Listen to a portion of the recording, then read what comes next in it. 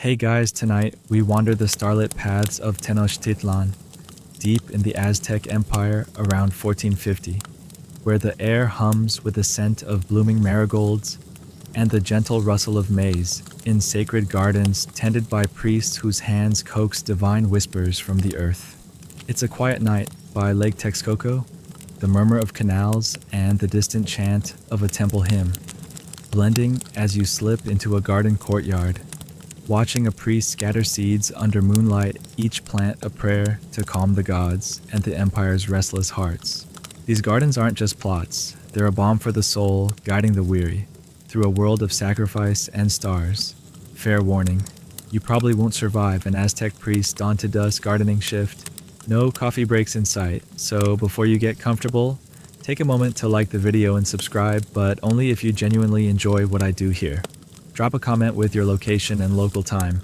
I'd love to know where you're drifting off from. Now dim the lights, maybe turn on a fan for that soft background hum, and let's ease into tonight's journey together. You're crouching by a low garden bed in the courtyard. Your bare feet cool against the packed earth, the night air sharp with the tang of copal incense and damp soil, as the priest, a wiry man with a feathered headdress, tends a xochitl marigold plot, his hands planting seeds in a pattern that mirrors the stars. Each motion a prayer for a merchant lingering nearby, his brow furrowed from trade disputes. Historical records confirm that Aztec priests central to religious life from the 14th century across regions like Tenochtitlan and Tlatelolco maintained sacred gardens to honor gods like Xochipilli, the flower prince, using plants to evoke divine favor and spiritual calm for the empire's people. These gardens, you learn, aren't just crops. They're a sacred craft, tying the priest to the gods, the restless, and the starry night, far beyond the Ottoman calligraphy's inked serenity. You lean closer, the torchlight casting shadows on the priest's obsidian blade, his movements a quiet rhythm as he prunes a cacao sapling, guiding the merchant whose breathing slows his eyes heavy with the city's weight. The courtyard smells of earth and blossoms, and you chuckle, imagining napping on this damp soil, yet dirt and nap blues would keep you up till dawn. The quirky truth is that some priests use star patterns planting seeds in celestial designs, like the Pleiades believed to align gardens with divine harmony, thought to lull worshippers into tranquility. You picture a marigold winking rest now and grin, but the humor fades as you feel the garden's pulse, its blooms a lifeline in the dark. Unlike the Aboriginal songline's desert trails, or the Byzantine folder's petty gripes about figs, the garden shifts the merchant's sighs, easing, and you wander toward the courtyard's edge, where another priest tends a Tlazolteotl maize plot, his hands a soft whisper for a young scholar seeking rest, his seeds tracing a hymn to the moon's calm. You squint at the stars, bright endless, a bit daunting, and feel a pang, as a breeze carries the priest's next offering, this one for divine serenity. Historians still argue whether Aztec gardens were primarily ritualistic, enhancing divine worship, or practical, sustaining temple offerings. You're leaning toward ritualistic feeling, the priest reverence his seeds, a prayer to the heavens like the Malian griot's Korah myths, though here it's blooms not verses that guide the way. You pause by a flowering cacao tree, the courtyard's hush deepening as more devotees drift in, each seeking a garden's calm to quiet their minds, the air thick with murmured hymns and the scent of marigolds. You laugh softly, thinking how your houseplants would make a terrible sacred garden. Sorry, no epic about wilting ferns. The Aztec craft is different, its gardens a symphony of earth and lore, turning the night into a canvas of peace that feeds both body and soul. You yawn, the torches flicker, and the distant hymn blending with the city's quiet, a soothing hum that tugs at your eyelids. You think back to those star patterns, their delicate spark guiding devotion, and realize this art isn't just gardening. It's devotion, each bloom a thread in the empire's dreamy tapestry. You glance at the garden, its shadows softening the priest's voice, now a murmur, his devotees resting against stone benches, the marigold prayer a distant echo, but the blooms are the courtyard's heartbeat, binding the community to the gods, to the stars. You laugh again, imagining explaining this to your mates. Yeah, they calmed an empire with flowers. No big deal. The night deepens, the stars your only guide, and you drift closer to slumber, the scent of copal and the garden's rhythm, a lullaby in Tenochtitlan's endless embrace. You're still crouched by the garden bed in the courtyard of Tenochtitlan, around 1450, where the night air carries the tangy scent of copal incense, and the faint rustle of maize leaves, the stars above blazing like a celestial guide. The priest's societal marigold prayer lingers, its star-patterned blooms, a tender memory.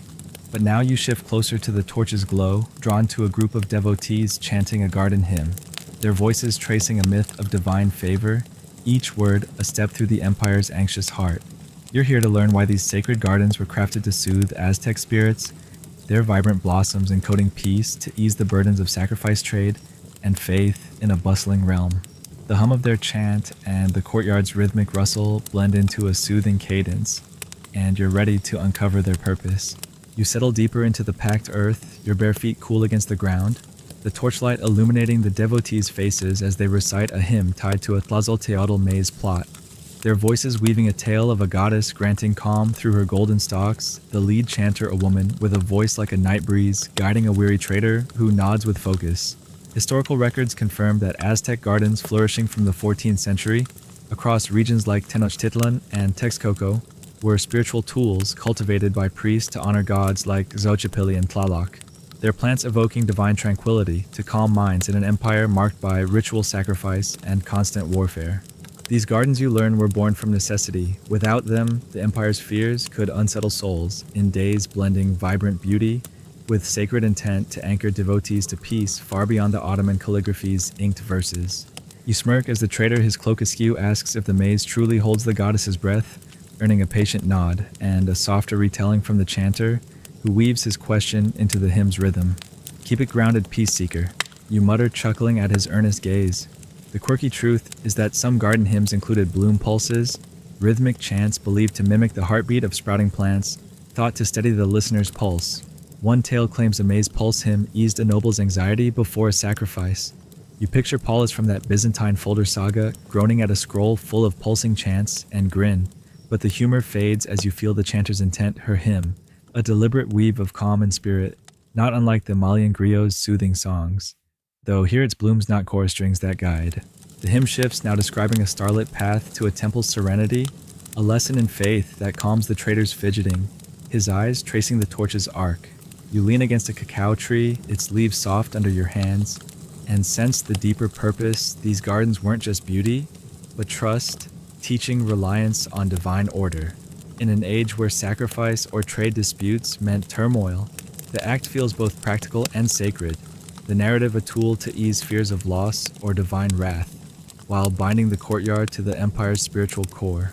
Historians still argue whether garden hymns were primarily therapeutic, calming emotional distress, or ceremonial fostering devotion through ritual. You're leaning toward therapeutic feeling, the chanter's soothing tone, her hymn, a prayer to the gods like the Polynesian star path chants cosmic guides, though here it's maize and marigolds, not seas, that shape the way. You wander to the courtyard's edge where another priest tends a Xochitl marigold plot, his hands echoing the goddess's path, the melody syncing with the night's breeze, guiding a scholar toward rest. You laugh softly, imagining navigating your day with a meditation app. Yeah, you'd get notification blues and stressed. The Aztec craft is different.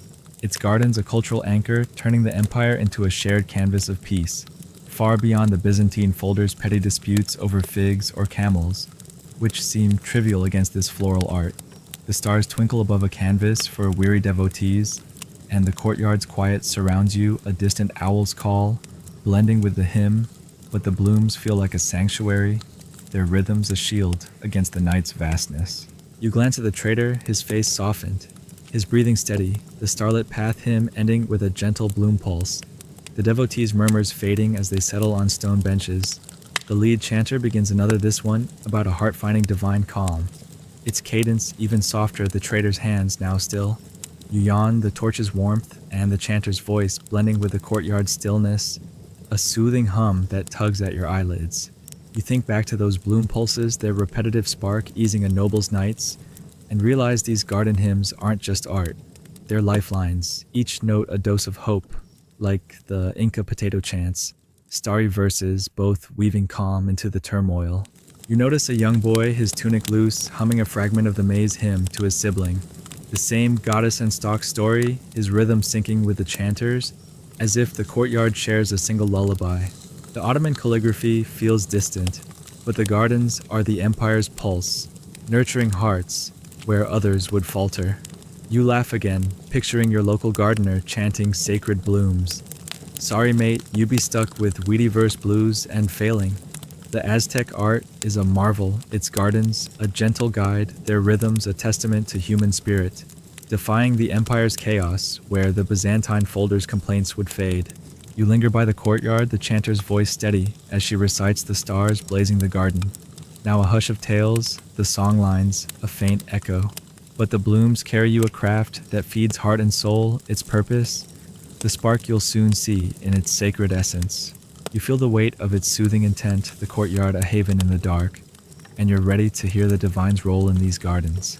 The city looms wide, the stars brighter, and you drift closer to sleep, the scent of copal, and the garden's rhythm, a lullaby in Tenochtitlan's endless night. You're still nestled in the courtyard of Tenochtitlan around 1450, where the night air hums with the scent of copal incense and the faint rustle of maize leaves, the stars above casting a celestial glow over the packed earth. The devotees' Tlazolteotl maize hymn fades its soothing favor, a tender echo. But now you're drawn closer to the torch's light, where a master priest, his feathered headdress gleaming, performs a gardening ritual, his hands planting marigold seeds with reverent precision. You're here to feel the spiritual essence of these gardening rituals, their divine role in Aztec worship, where each bloom connects the priest to the god's eternal calm and the empire's faithful hearts. The flicker of the torch and the priest's rhythmic chants blend into a soothing hum, and you're ready to sense this sacred connection. You settle on a stone bench near the garden bed, your bare feet brushing the cool earth, the torchlight illuminating the priest's obsidian blade as he scatters seeds in a Xochitl marigold plot, his movements weaving a prayer to Xochipilli, the flower prince in a fluid Nahuatl chant, guiding a group of devotees who watch with hushed reverence, their eyes heavy with awe. Historical records confirm that Aztec gardening rituals central to religious practice from the 14th century across regions like Tenochtitlan and Tlatelolco were deeply spiritual, with priests cultivating sacred plants in temple gardens. To honor deities, their blooms seen as a meditative act that channeled divine serenity into the empire's soul. These rituals, you learn, are more than gardening. They're sacred threads, their blooms, a bridge to the divine, guiding the spirit through the city's restless nights, far beyond the Ottoman calligraphy's ink prayers. You smirk as a young devotee, his tunic slightly askew, asks if the marigolds truly hold Xochipilli's light, earning a warm smile and a softer seed placement from the priest who weaves the question into his ritual's rhythm. "Keep it holy, star seeker," you mutter, chuckling at his wide-eyed nod. The quirky truth is that some priests believe their seeds carried Tlazocamati divine gratitude, with certain marigold patterns thought to invoke godly favor. One tale, claiming a bloomlight ritual, calmed a storm during a festival. You picture a flower humming, "I'm blessed," and grin, but the humor fades as you feel the priest reverence his ritual, a sacred dialogue with the gods, each seed a spark of devotion. Not unlike the Malian griot's spiritual hymns, though here it's earth not, chorus strings that holds the divine. The priest's chant shifts, now weaving a Nash script poem, its melody echoing the bloom. Pulses you heard before recounting a goddess's journey to divine rest, the devotees' breathing slowing as they hum softly in response. You lean closer, the torch's warmth seeping through your skin, and imagine the courtyard, its blooms alive with divine presence, their petals a gift from the heavens that shape the empire's faith. The act is both ritual and communion, the gardening's spiritual role a tether to the eternal honoring the gods that sustain the Aztec heart. Historians still argue whether these gardening rituals were primarily devotional, linking priests to divine will, or ceremonial, invoking calm for communal worship. You're leaning toward devotional, sensing the priest's faith, his seeds akin to the Inca potato chant's Pachamama reverence, though here its blooms not tubers that carry the sacred. You steady yourself as a devotee lights a small copal burner, its smoky curls casting flickers on the earth, the priest's ritual now planting a Tlazolteotl maize seed, its rhythm familiar from the devotees' hymns, and traders' tales soothing even you. You laugh softly, picturing your own bedtime with a meditation app. Yeah, you'd get glitchy mantra blues and stay up. The Aztec craft is different. It's gardening a celestial symphony, turning the courtyard into a haven of spirit, far beyond the Byzantine folder's petty disputes over figs or camels, which seem trivial against this sacred art. The courtyard's hush surrounds you, a distant frog's croak blending with the chant, the city's vastness. A faint echo, but the priest's ritual feels like a sanctuary, its rhythm a shield against the night. You glance at the devotees, their faces softened, the goddess and rest tale ending with a gentle seed placement, the young devotee now humming softly, learning the art of reverence. You yawn, the copals curls, and the priest's whisper blending with the torch's dying glow, a soothing hum that tugs at your eyelids. You think back to that bloomlight tale, its seeds calming a storm, and realize these rituals aren't just gardening. They're offerings each bloom, a spark of faith, like the Polynesian navigator's Starlit chants, both guiding through the night's mystery. The courtyard holds you, the devotee's copal steady, the priest's ritual, a vow to honor the god's calm. You notice another priest, his plot close chanting a Xochitl verse of divine rest. His eyes half closed, finding peace in the ritual's embrace. The lead priest's movements never falter his melody, a gift that outshines the city's chill binding this sacred space. You laugh again, picturing your local farmer sowing divine seeds. Sorry mate, you'd be stuck with crop chant blues and a flop. The courtyard's rhythm holds you a promise of peace in the fleeting it's gardening, akin to the Ottoman calligraphy, both crafting stories for the heart defying time's erosion. The torch feels like a hearth, its glow a shield against the night, and you're ready to hear priests teach these sacred arts. You linger in the courtyard, the priest whispers steady, as it hums the verses fading into a gentle hum, like the city's own breath. The devotees' hymns and divine spirits wait in memory, but the gardens carry you a craft that feeds heart and soul, its sacred essence, the spark you'll soon see in priest's teachings. You feel the weight of its divine intent, the courtyard a haven in the dark, and you're ready to explore the wisdom passed down. The stars shine above their light, a gentle pull, and you drift closer to sleep, the scent of copal, and the garden's rhythm, a lullaby in Tenochtitlan's endless night. You've left the courtyard's flickering torches behind their divine gardening rituals, now a warm memory, and find yourself stepping into a moonlit temple garden in Tenochtitlan around 1450, where the night air hums with the scent of damp earth and the distant chant of a temple hymn.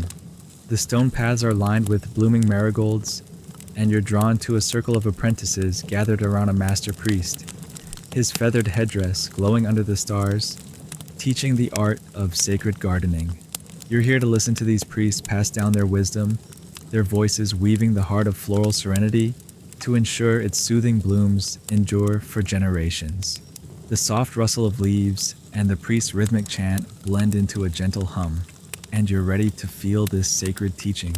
You settle on a woven mat near a garden bed, your bare feet brushing the cool earth, the moonlight streaming through a canopy of cacao trees as you watch the master, a man with a voice like a flowing river, demonstrate a Xochitl marigold planting his hands, guiding the myth of a goddess's peace in a fluid Nahuatl chant. His movements rise and fall, a map to both art and spirit, guiding the apprentices who mimic him, their hands trembling but eager learning to sow the empire's divine lullabies. Historical records note that Aztec master priests central to cultural transmission from the 14th century, across regions like Tenochtitlan and Texcoco, taught gardening through rigorous apprenticeship, preserving sacred practices vital for temple offerings to gods like Xochipilli. You feel the weight of this teaching, each seed a spark its beauty, a legacy binding the garden to the divine far beyond the Ottoman calligraphy's scribal lessons. You smirk as a young apprentice, a curious echo of the star-seeking devotee, tries to mimic the Tlazolteotl maze planting, but scatters seeds too widely, blending the goddess's path with a starry swirl, earning a gentle correction and a chuckle from the master. "Keep it steady, seed spiller," you mutter, chuckling at his sheepish nod. The quirky truth is that some priests use bloom chants, mnemonic phrases like petal bends, peace sends to teach complex planting patterns, with one story claiming a serenity chant helped an apprentice perfect a marigold bed during a priest's inspection. You picture Paulus from that Byzantine folder saga, groaning at a scroll full of chanted gardens, and grin. But the humor fades as you see the master's patience, his lesson, a sacred art, each seed a spark of devotion, not unlike the Inca elders' potato chant teachings. Though here its blooms not crops that endure. The master shifts to a Solis script poem, his voice steady, teaching the apprentices to sync their planting with their breath, while a girl mimics his hand motions, sowing a cacao seed with care, her soil wobbly but bold. You lean closer, the earth's rich scent curling around you, and feel the tenderness of this moment. The gardening, not just skill, but a bridge to the divine binding apprentices to their ancestors, their faith, their empire. The act is both teaching and ritual the priest's wisdom, ensuring the blooms soothe every restless soul. Their petals a shield against time's erosion. Historians still argue whether gardening training was formal, a structured temple system, or communal, absorbed through daily practice. You're leaning toward formal, sensing the garden's discipline, the learning a deliberate dance of earth and faith, like the Malian griot's oral teachings, though. Here it's soil, not chorus strings, that carries the art. You accept a sip of pulque from a clay cup, its tangy coolness grounding you, and try tracing a Xochitl marigold pattern with your finger in the dirt, stumbling on the curve, earning a kind nod from the girl who shows you the motion. You laugh softly, imagining teaching your friends to garden like this. Yeah, you get muddy hand blues and a mess. The Aztec craft is different. Its garden's a living archive far beyond the Byzantine folder's petty disputes over figs or camels, which just seem trivial against this floral legacy. The garden's peace surrounds you, a cricket's chirp, blending with the chants, the city's hum, a gentle backdrop. But the priest's voices feel like a sanctuary, their lessons a budding chorus in the moonlight. You glance at the apprentices, their gardens, marigold's maze. Cacao rising with the master's guidance, their plantings now steadier, some pressing seeds into soil to mark sacred patterns, each bloom a step toward mastery. The master pauses, offering a Divani script verse to a boy, his hands clear as he names the petals' arcs, his echo proud but shy. You yawn, the leaves rustle, and the apprentice's chants blending with the garden's quiet, a soothing hum that tugs at your eyelids. You think back to that serenity chantail, its spark guiding a priest's praise, and realize this teaching isn't just skill, it's memory. Each seed a spark like the Polynesian elder's star path, verses both weaving stories into the future. You notice the young girl, her planting steadier, now leading a Xochitl marigold verse with care, her hands tracing its rhythm, the master's nod, a silent blessing. The garden's warmth binds them, each bloom a shared lesson. Their voice is a legacy that carries the empire's soul. You laugh again, picturing your local kids learning sacred gardening. Sorry little planters, you'd hit weedy patch blues and flop. The priest's rhythm holds you a promise of growth in the fleeting their gardening, akin to the Ottoman calligraphy, both crafting bonds through shared art, defying time's erosion. The garden feels like a hearth, its light a shield against the night, and you're ready to hear women's hidden blooms. You linger in the temple garden, the priest's voice is steady, as they chant their melodies, fading into a gentle hum, like the city's own breath. The courtyard's rituals and divine spirits wait in memory, but the gardens carry you a craft that feeds heart and soul. Its teachings the spark you'll soon see in women's voices. You feel the weight of its sacred intent, the garden a haven in the dark, and you're ready to explore women's gardening roles. The stars shine above their light, a gentle pull, and you drift closer to sleep, the scent of marigolds, and the garden's rhythm a lullaby in Tenochtitlan's endless night. You've left the temple garden's rhythmic chants behind their priests' voices now, a warm memory, and find yourself slipping into a secluded women's courtyard in Tenochtitlan around 1450, where the midday sun filters through a canopy of woven reeds, casting dappled shadows on the earthen floor. The air hums with the scent of copal and the faint rustle of maize stalks, but you're drawn to a group of women gathered around a low garden bed. One of them, a priestess with a steady hand tending a sacred marigold plot, her fingers sowing seeds for a young girl who watches with sleepy eyes. You're here to watch these women nurture their hidden starlit gardens, their tender myths of divine peace and ancestral wisdom, crafted to guide both body and soul in a land pulsing with imperial rhythms. The rustle of leaves and the women's melodic hum blend into a gentle cadence, and you're ready to feel their nurturing embrace. You settle on a woven bench near the garden bed, your bare feet brushing the cool earth, the sunlight softening the courtyard's glow as you watch the priestess's hands move with grace, her Xochitl marigold planting, tracing a prayer to Xochipilli, her Nahuatl chant, a lullaby for the girl whose eyelids droop under a woven headband. Historical records note that Aztec women, though less documented in public rituals, played a vital role in sacred gardening from the 14th century, often in private settings like homes or temple courtyards, cultivating plants for religious offerings and personal devotion, particularly in regions like Tenochtitlan and Tlatelolco. Their work nurturing spiritual calm within families.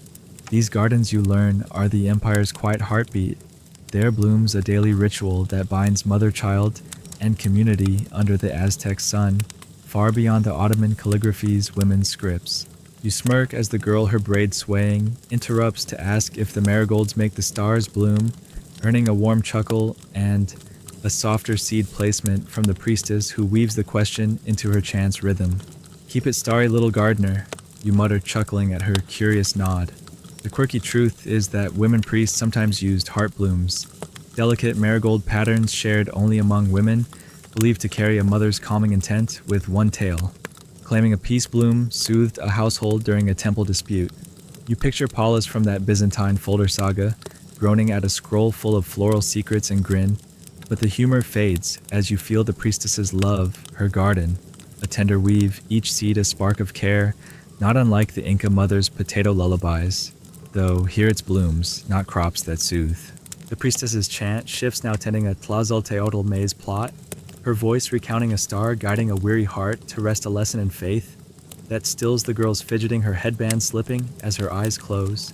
You lean closer, the copal's smoky scent curling around you, and sense the intimacy of this moment. The gardening, not just art, but a bond teaching the girl to honor the divine in a world where spirit meant strength. The act is both nurturing and vital. The women's blooms a shield against the empire's turmoil. Their gardens a gift that carries sacred values, peace endurance into the next generation. Historians still argue whether women's gardening was primarily domestic fostering family devotion or sacred guiding spiritual rituals in private spaces. You're leaning towards sacred feeling, the priestess's reverence, her garden akin to the Malian griot's women's hymns, both crafted with love to comfort the heart. You wander to another corner of the courtyard where a second woman tends a cacao sapling, her hands weaving a tale of a goddess's divine calm, her infant swaying in a woven cradle, the star path pattern echoing the priest's teachings and courtyard rituals. You laugh softly, imagining your own bedtime routine. With a journaling app, you get glitchy scrawl blues and a crash. The Aztec craft is different. It's women's gardening, a symphony of care, turning the courtyard into a haven of rest far beyond the Byzantine folder's petty disputes over figs or camels, which seem trivial against this tender art. The courtyard's stillness surrounds you, a distant bird's call, blending with the priestess's hum, the city's hum, a faint echo. But the blooms feel like a sanctuary, their rhythms a shield against the day. You glance at the first priestess, her girl now asleep, her headband tucked beside her, the priestess's voice a whisper as she begins a new maize chant. The star and goddess tale, a memory that lulls her to dreams. The second woman's infant slumbers her cacao verse, complete, her hands still tending gentle blooms, sinking with the breeze's flow. You yawn, the sunlight's warmth, and the women's murmurs blending with the courtyard's quiet, a soothing hum that tugs at your eyelids. You think back to that peace bloom tale, its spark soothing a household, and realize these gardens aren't just plots. They're anchors, each seed a spark of love, like the Polynesian navigator's starlit verses, both weaving peace into the day's toil. You notice an older woman passing by her basket, heavy with maize, humming a Xochitl verse to a sleepy toddler, the same rhythm as the priestesses, as if the courtyard shares a single lullaby. The divine rituals and priestly teachings feel close, but the women's gardens are the empire's heartbeat, nurturing souls where others would falter. You laugh again, picturing your local daycare spinning epic floral tales. Sorry folks, you'd be stuck with naptime sprout blues and a flop. The women's art is a marvel, its gardening a gentle guide, their rhythms a testament to human spirit, defying the empire's trials where the Byzantine folder's complaints would fade. You linger in the courtyard, the priestess's voice steady, as she hums the sun high. The courtyard now, a hush of tales. The calligraphy, a faint echo, but the gardens carry you a craft that feeds heart and soul, its tender calm. The spark you'll soon see in ceremonial rites. You feel the weight of its soothing intent, the courtyard a haven in the light, and you're ready to join sacred ceremonies.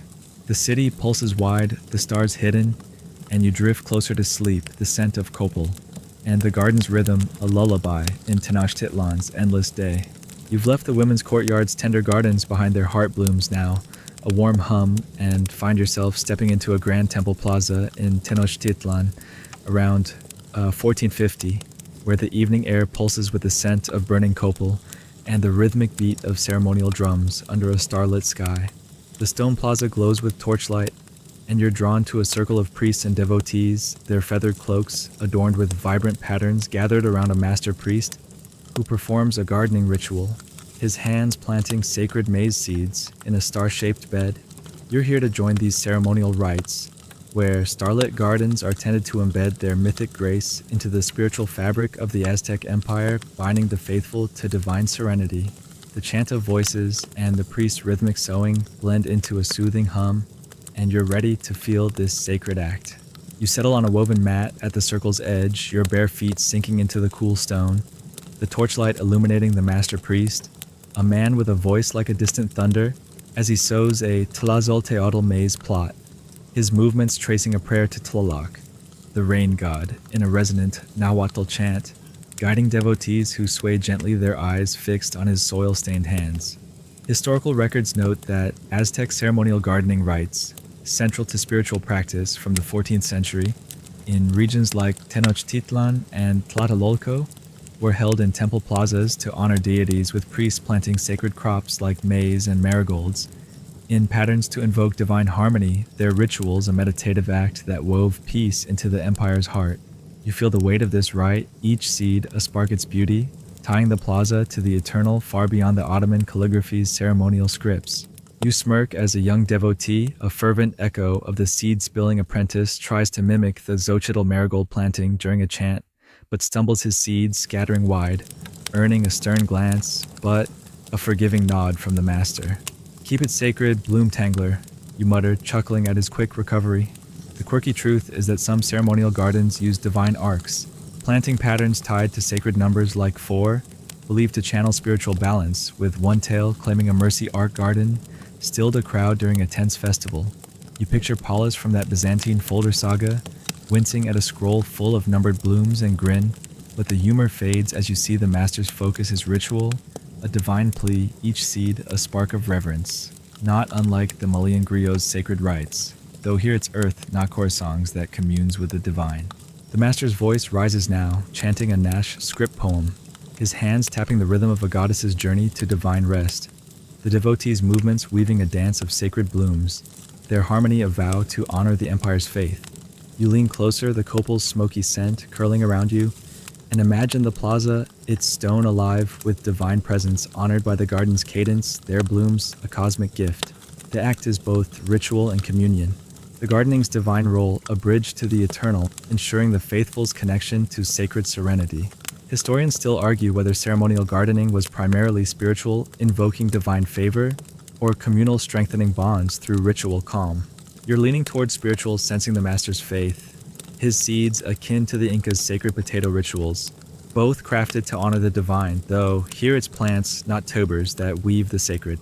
You steady yourself as a devotee lights a small censer, its copal casting shadows on the stone, the master's ritual shifting to a Xochitl marigold, planting its rhythm familiar from the women's gardens, and temple lessons soothing even you. You laugh softly, picturing your own spiritual rituals with a podcast prayer. Yeah, you'd get droning chant blues and zone out. The Aztec craft is different. It's ceremonial gardening, a celestial symphony, turning the plaza into a haven of devotion, far beyond the Byzantine folder's petty disputes over figs or camels, which seem trivial against this mystic art. The ceremony's reverence surrounds you, a distant bell's toll, blending with the chant, the city's vastness. A faint echo, but the master's sowing feels like a sanctuary, its rhythm a shield against the evening's chill. You glance at the devotees, their movements precise, the goddess and rest tale ending with a solemn seed placement, the young devotees planting, now steady, learning the art of worship. You yawn, the censer's curls, and the master's murmurs blending with the chant's dying beat, a soothing hum that tugs at your eyelids. You think back to that mercy arc vision, its spark uniting a crowd, and realize these rituals aren't just ceremonies. They're lifelines, each bloom a spark of divine connection, like the Polynesian navigator's starlit rites, both weaving harmony into the chaos. The plaza's glow holds you, the devotee's censer, steady, the master's ritual, a vow to honor the garden spirit. You notice a female priestess, her cloak adorned with Quetzal feathers, joining the chant, her lips moving with the Xochitl verse, her eyes half closed, finding peace in the ritual's embrace. The lead master's sowing never falters his melody, a gift that outshines the evening's shadows, binding this sacred space. You laugh again, picturing your local choir planting divine gardens. Sorry, folks. You'd be stuck with off-key seed blues and a flop. The ceremony's rhythm holds you a promise of peace. In the fleeting, it's gardening akin to the Ottoman calligraphy, both crafting stories for the heart-defying time's erosion. The stone feels like a hearth, its warmth a shield against the night, and you're ready to hear traders share these floral tales. You linger in the temple plaza, the master's voice steady as he chants, the verses fading into a gentle hum, like the city's own breath. The women's gardens and priests' teachings wait in memory, but the starlit gardens carry you a craft that feeds heart and soul. Its sacred calm, the spark you'll soon see in traders' exchanges. You feel the weight of its divine intent, the plaza a haven in the dusk, and you're ready to explore the empire's story. Swaps. The stars shine above their light, a gentle pull, and you drift closer to sleep, the scent of copal and the garden's rhythm, a lullaby in Tenochtitlan's endless night. You've left the temple plaza's torchlit ceremonies behind their mythic gardens, now a tender hum, and find yourself threading through a lively market square in Tenochtitlan around 1450, where the evening air pulses with the scent of roasted maize and the jingle of cacao beans under flickering torchlight. The cobblestones buzz with merchants' calls, but you're drawn to a crowded stall where traders barter starlit garden tales, hymns of Xochitl marigolds and Tlazolteotl maize, each bloom a soothing whisper to guide a weary scholar leaning against a woven basket. You're here to hear these traders share floral myths, their narratives of divine peace and sacred paths, traded as currency binding Aztec communities across the empire's vast markets. The chatter of haggling and the traders' melodic recitations blend into a soothing hum, and you're ready to feel this shared calm. You settle on a woven mat by the stall, your bare feet brushing the dusty stones, the torchlight illuminating a trader, a weathered woman with a sly grin offering a marigold hymn for a bolt of cotton, her voice weaving a tale of Xochipilli's serenity, shared with the scholar who nods in awe. Her words rise and fall, each phrase a note of rest, the scholar echoing the hymn's divine favor pulse to learn it by heart. Historical records note that Aztec trade networks thriving from the 14th century across regions like Tenochtitlan and Tlatelolco were cultural hubs where traders exchanged garden myths alongside goods, sharing sacred plant stories to strengthen communal bonds and guide spiritual journeys. These swaps, you learn, are more than commerce. They're a communal lullaby, weaving tales across market trails to quiet the night's fears far beyond the Ottoman calligraphy's script trades. You smirk as a young trader, a chatty echo of the bloom-tangling devotee tries to barter a maize hymn, but misquotes a line, mixing the goddess's path with a star's arc, earning a playful jeer and a tossed chili from his buyer. Keep it dreamy, verse haggler, you mutter, chuckling at his sheepish grin. The quirky truth is that some traders use bloom tokens, small clay seals marked with symbols like a flower or star, to mark a hymn's worth, ensuring its memory during long journeys, with one story claiming a mercy token resolved a trade dispute during a storm. You picture Paulus from that Byzantine folder saga, groaning at a scroll full of tokened hymns, and grin. But the humor fades as you feel the trader's intent, her hymn a shared gift. Each word a spark of connection, not unlike the Malian traders' song exchanges. Though here it's gardens, not core myths that bind. The trader's hymn ends the scholar's eyes, drooping his cotton traded, and she begins another, this one about a star guiding a lost soul to peace. Its star path pulse echoing the women's gardens and ceremonial rites. You lean closer, the scent of maize and dust mingling, and accept a sip of pulque from a vendor, its tangy tang, grounding you as you hum the marigold hymn's verse, stumbling but earning a nod. You laugh softly, imagining bartering your playlists for groceries. Yeah, you'd get stale track blues and a blank stare. The Aztec craft is different. Its garden swaps a cultural currency far beyond the Byzantine folder's petty disputes over figs or camels, which seem trivial against this communal art.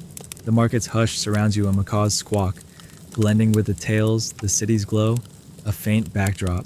But the traders' voices feel like a sanctuary, their rhythms a shield against the night.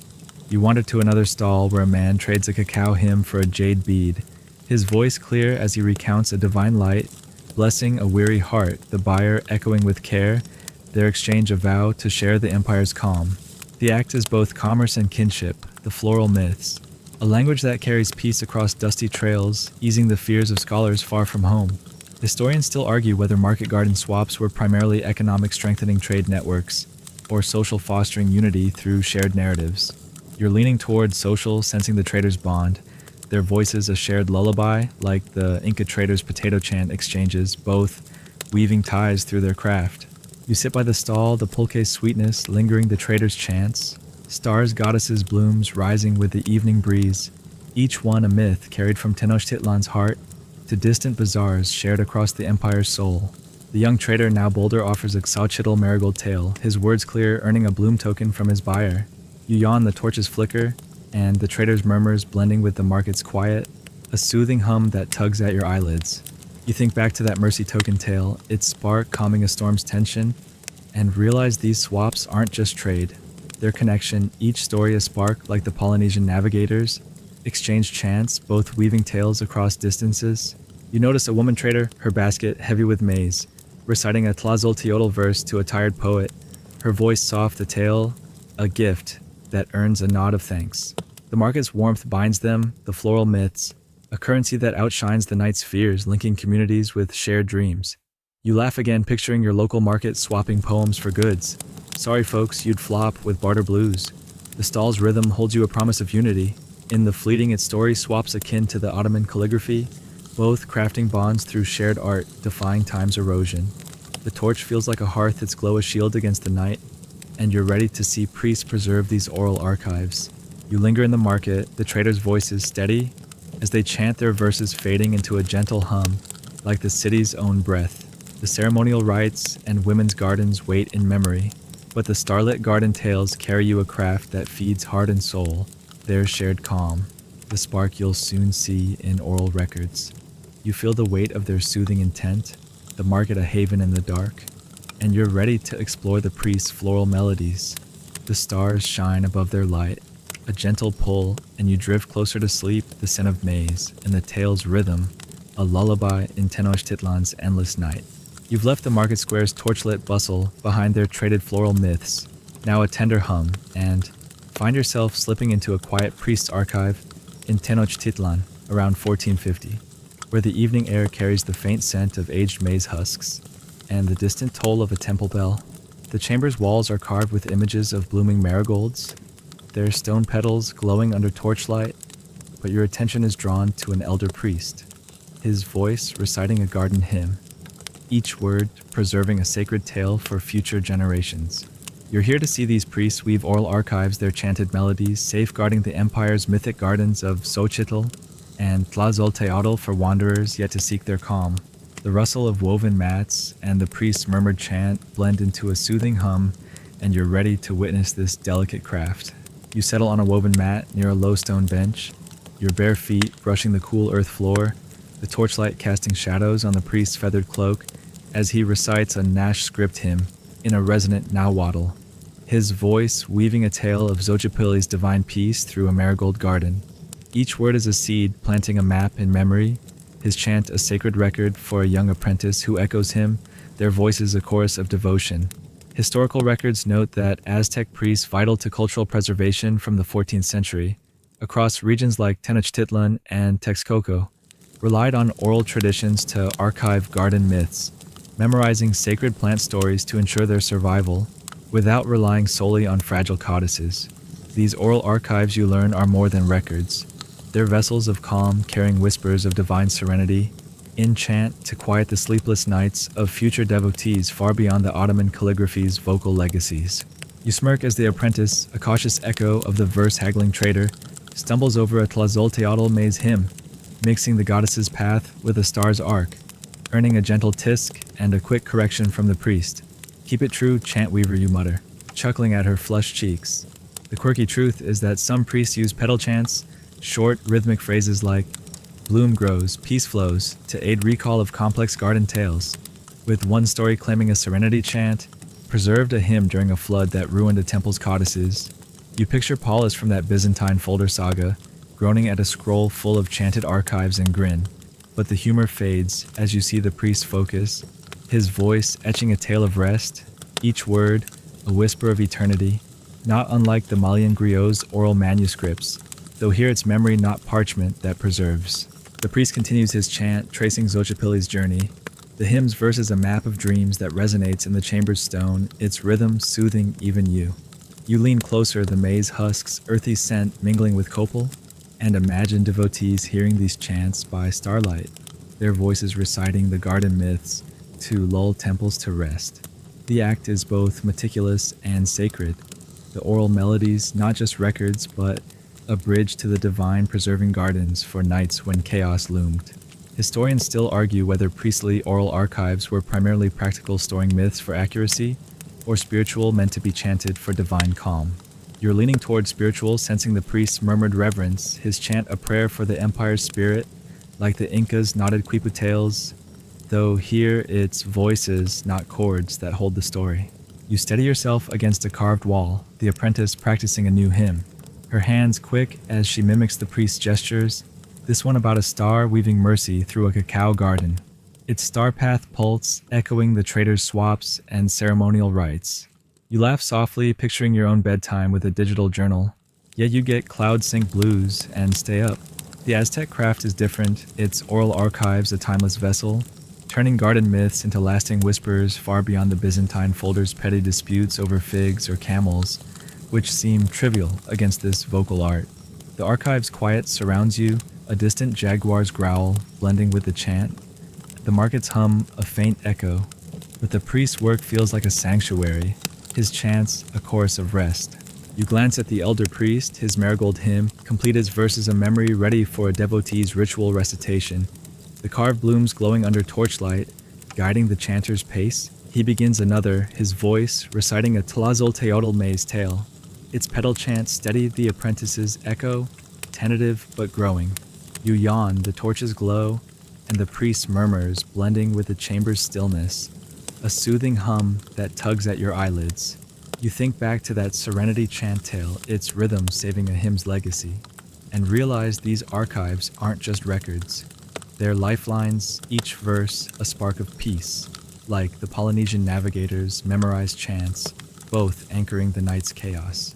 You notice the apprentice, her voice steadier now, chanting a Xochitl verse with care, her eyes focused, learning to preserve the art of calm. The priest's melody slows his pause, deliberate the hymn story, a gift for sleepless souls. You laugh again, picturing your local librarian reciting sacred garden myths. Sorry, pal. You be stuck with dusty verse blues in a mess. The priestly rhythm holds you a promise of calm. In the fleeting, its oral melodies, akin to the Ottoman calligraphy, both crafting stories for the heart-defying time's erosion. The chamber feels like a hearth, its glow a shield against the night, and you're ready to explore the rulers woven into these garden tales. You linger in the archive, the priest's chant steady, as it hums the stars outside, blazing the market swaps. A faint echo, but the garden archives carry you a craft that feeds heart and soul their soothing calm. The spark you'll soon see in rulers' myths. You feel the weight of their sacred intent, the chamber a haven in the dark, and you're ready to uncover the ruler's role in these stories. The city looms wide, the stars brighter, and you drift closer to sleep, the scent of maize, and the tale's rhythm a lullaby in Tenochtitlan's endless night. You're still nestled in the priest's archive in Tenochtitlan around 1450, where the evening air carries the musty scent of maize husks, and the faint glow of torches casting shadows on walls carved with marigolds. The elder priest's Xochitl hymn lingers its oral archive, a tender memory. But now you sit closer to the stone bench, drawn to a master priest reciting a garden myth, rich with the presence of rulers, their legendary patronage shaping the empire's sacred blooms. You're here to learn how these rulers are woven into starlit garden narratives. Their mythic roles in tales like Tlazolteotl maize and cacao hymns, guiding the faithful with divine wisdom across the Aztec realm. The rustle of woven mats and the priest's melodic chant blend into a soothing hum, and you're ready to feel this imperial reverence. You lean against a carved wall, your bare feet brushing the cool earth floor, the torchlight catching the priest's feathered cloak as he chants a Sulis script hymn in a resonant Nahuatl, his voice tracing the journey of Moctezuma I, who gifted a sacred marigold garden to a temple, his patronage blessing the empire with peace. His words weave a tapestry of divine authority, the apprentice echoing softly their voices, a vow to honor the ruler's eternal legacy. Historical records note that Aztec rulers from the 14th century, across regions like Tenochtitlan and Texcoco, were central to gardening's flourishing, commissioning sacred plots for temples to honor gods like Xochipilli, their patronage ensuring the art's spiritual and cultural survival. These ruler myths, you learn, are more than tales. They're sacred anchors, their blooms a nightly prayer that ties the empire to its Tlatoani, easing fears of war or unrest far beyond the Ottoman calligraphy's sultan myths. You smirk as the apprentice, that chant-weaving youth, tries to recite the hymn, but swaps Moctezuma's name for Axayacatl, earning a weary sigh and a gentle correction from the priest. "Keep it royal, myth mixer," you mutter, chuckling at her flushed nod. The quirky truth is that some garden hymns included royal blooms, specific planting patterns believed to carry a Tlatoani's divine favor, with one tale claiming a maize bloom for Ahuitzotl calmed a court during a drought. You picture Paulus from that Byzantine folder saga groaning at a scroll full of royal seeds and grin. But the humor fades as you feel the priest's reverence, his chant a divine weave, each word a spark of connection to the empire's heart, not unlike the Malian griot's royal epics, though here it's rulers, not choir songs that guide. The priest's chant shifts, now weaving a Divani script tale of Tazak, who planted a cacao garden for Tlaloc, gifting it to a shrine, its melody echoing the trader's swaps and ceremonial rites, the apprentice's eyes wide with awe. You lean closer, the copal's smoky scent grounding you, and sense the power of these ruler myths. Their narratives not just honoring, but binding, teaching loyalty to the empire's divine Tlatoani, while easing fears of instability or spiritual drift. The act is both spiritual and unifying, the ruler's presence in the gardens, a shield against the empire's unknowns. Their stories a gift that carries imperial pride into dreams. Historians still argue whether ruler-driven gardening was primarily political, reinforcing imperial power, or spiritual, invoking divine favor through patronage. You're leaning towards spiritual, feeling the priest's devotion, his chant akin to the Inca's divine potato myths, both crafted to honor higher powers, though here it's blooms, not tubers, that soothe. You wander to a nearby alcove where another priest recites a similar tale. This, one of its caudal commissioning a maize garden's inscriptions, her voice soft, the Nash script pulse, syncing with the women's gardens and market tales. You laugh softly, imagining your own bedtime with a royal podcast. Yeah, you get droning crown blues and stay up. The Aztec craft is different. Its ruler myths, a celestial symphony, turning gardens into havens of rest, far beyond the Byzantine folder's petty disputes over figs or camels, which seem trivial against this mythic art. The archive's stillness surrounds you, a distant macaw's call. Blending with the chant, the market's hum a faint echo, but the priest's song feels like a sanctuary, its rhythm a shield against the night. You glance at the master priest, his Moctezuma tale complete its verses, a memory that lulls devotees to dreams, now chanting a royal bloom hymn. His voice a whisper as he begins a new myth of Tizoc's cacao gift. The other priest's tale ends her audience of one, a tired merchant nodding the hymn, a spark of imperial calm.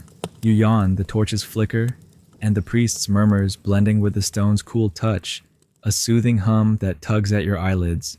You think back to that maize bloom, its spark guiding a court's peace, and realize these myths aren't just stories. They're divine anchors, each verse a spark of peace, like the Polynesian navigator's Starlit myths, both weaving calm into the empire's trials. You notice a visitor, her shawl loose, humming the Divani script chant, her eyes half closed, finding rest in the archive's embrace. The priest's voice never falters his melody, a gift that outshines the night's chill binding this quiet space. You laugh again, picturing your local historian spinning Tlatoani tales. Sorry, prof. You'd be stuck with archive yawn, blues, and a flop. The archive's rhythm holds you a promise of peace in the fleeting its ruler myths. Akin to the Ottoman calligraphy, both crafting stories for the heart-defying time's erosion. The alcove feels like a hearth, its glow a shield against the night, and you're ready to join the festivals of these starlit gardens. You linger in the archive, the priest's voice steady, as he chants, the verses fading into a gentle hum, like the city's own breath. The trader swaps and ceremonial rites wait in memory, but the garden myths carry you a craft that feeds heart and soul, their imperial calm, the spark you'll soon see in festive gatherings. You feel the weight of their sacred intent, the archive a haven in the dark, and you're ready to celebrate these Aztec tales. The stars shine above their light, a gentle pull, and you drift closer to sleep, the scent of copal, and the tale's rhythm, a lullaby in Tenochtitlan's endless night.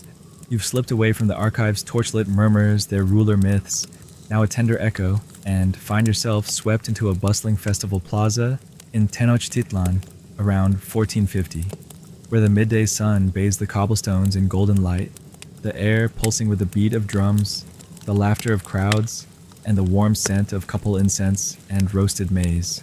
The horizon shimmers with heat, but the crowd gathers around a central platform where priests, poets, and devotees celebrate starlit gardens, chanting hymns of Xochitl marigolds and Tlazolteotl maize in feasts that honor their divine power. You're here to join this festival of blooms, where garden myths become sacred offerings shared in joy, to weave the empire's spirit into every petal and stalk. The hum of voices and the melody of chanted hymns blend into a soothing hum, and you're ready to revel in this starlit celebration. You weave through the crowd, your bare feet scuffing the warm stones, the sunlight warming your face as you approach a circle where a priestess, her voice like a desert breeze, leads a Nash script hymn, recounting a goddess's journey to divine peace through a cacao garden in a flowing Nahuatl, her chant offered to the heavens and the Tlatawani. Devotees join in their voices rising, sharing the hymn as a prayer for harmony, their melody echoing the women's nurturing gardens and ceremonial rites. Historical records note that Aztec festivals thriving from the 14th century across regions like Tenochtitlan and Tlatelolco often centered on garden displays, with communities celebrating sacred plants during religious feasts to strengthen spiritual and social bonds. You feel the festival's heartbeat each tale, a spark its melody binding the crowd in shared reverence far beyond the Ottoman calligraphy's ink festivals. You smirk as a young boy, a lively echo of the myth-mixing apprentice tries to lead a Xochitl marigold chant, but skips a pulse, earning playful cheers from his peers and a warm nod from the priestess. "Keep it flowing, verse spinner," you mutter, chuckling at his proud grin. The quirky truth is that some festival hymns were paired with bloom dances, gentle movements mimicking garden patterns like a maize stalk sway, to enhance their spiritual resonance, with one tale claiming a mercy dance calmed a crowd during a drought's tension. You picture Paulus from that Byzantine folder saga, groaning at a scroll full of dancing blooms, and grin. But the humor fades as you see the priestess's pride, her chant a sacred offering, its rhythm a spark in the festival's joy. Not unlike the Malian griots' festival songs, both uniting through art. The priestess passes the hymn to a group of women, their voices weaving a Tlazolteotl maize tale about a ruler's sacred garden, blessing a temple, the crowd clapping in rhythm as poets sway like sprouting plants, offering the story to the empire's spirit. You lean closer, the copal's smoky aroma curling around you, and accept a piece of tamale from a vendor, its warmth tempting your fingers. You try chanting the Nashk script hymn, stumbling on the Nahuatl, and a girl teaches you the rhythm with a clap. You laugh softly, imagining your family dancing to a bedtime playlist. Yeah, you'd trip into offbeat blues and chaos. The Aztec festival is different, its gardens a sacred art, far beyond the Byzantine folder's petty disputes over figs or camels, which seem trivial against this communal celebration. You wander to a sunlit circle where a man leads a cacao hymn, his voice strong the myth, a prayer for unity shared among poets who move like curling petals, their steps echoing the verse's path. The act feels holy. The tales, not just hymns, but offerings.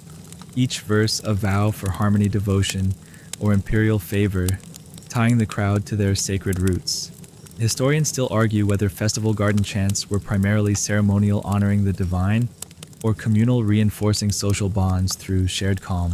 You're leaning toward communal, sensing the crowd's warmth, their voices a constellation of shared spirit, like the Inca festival potato chants, though here it's blooms not tubers that carry the song.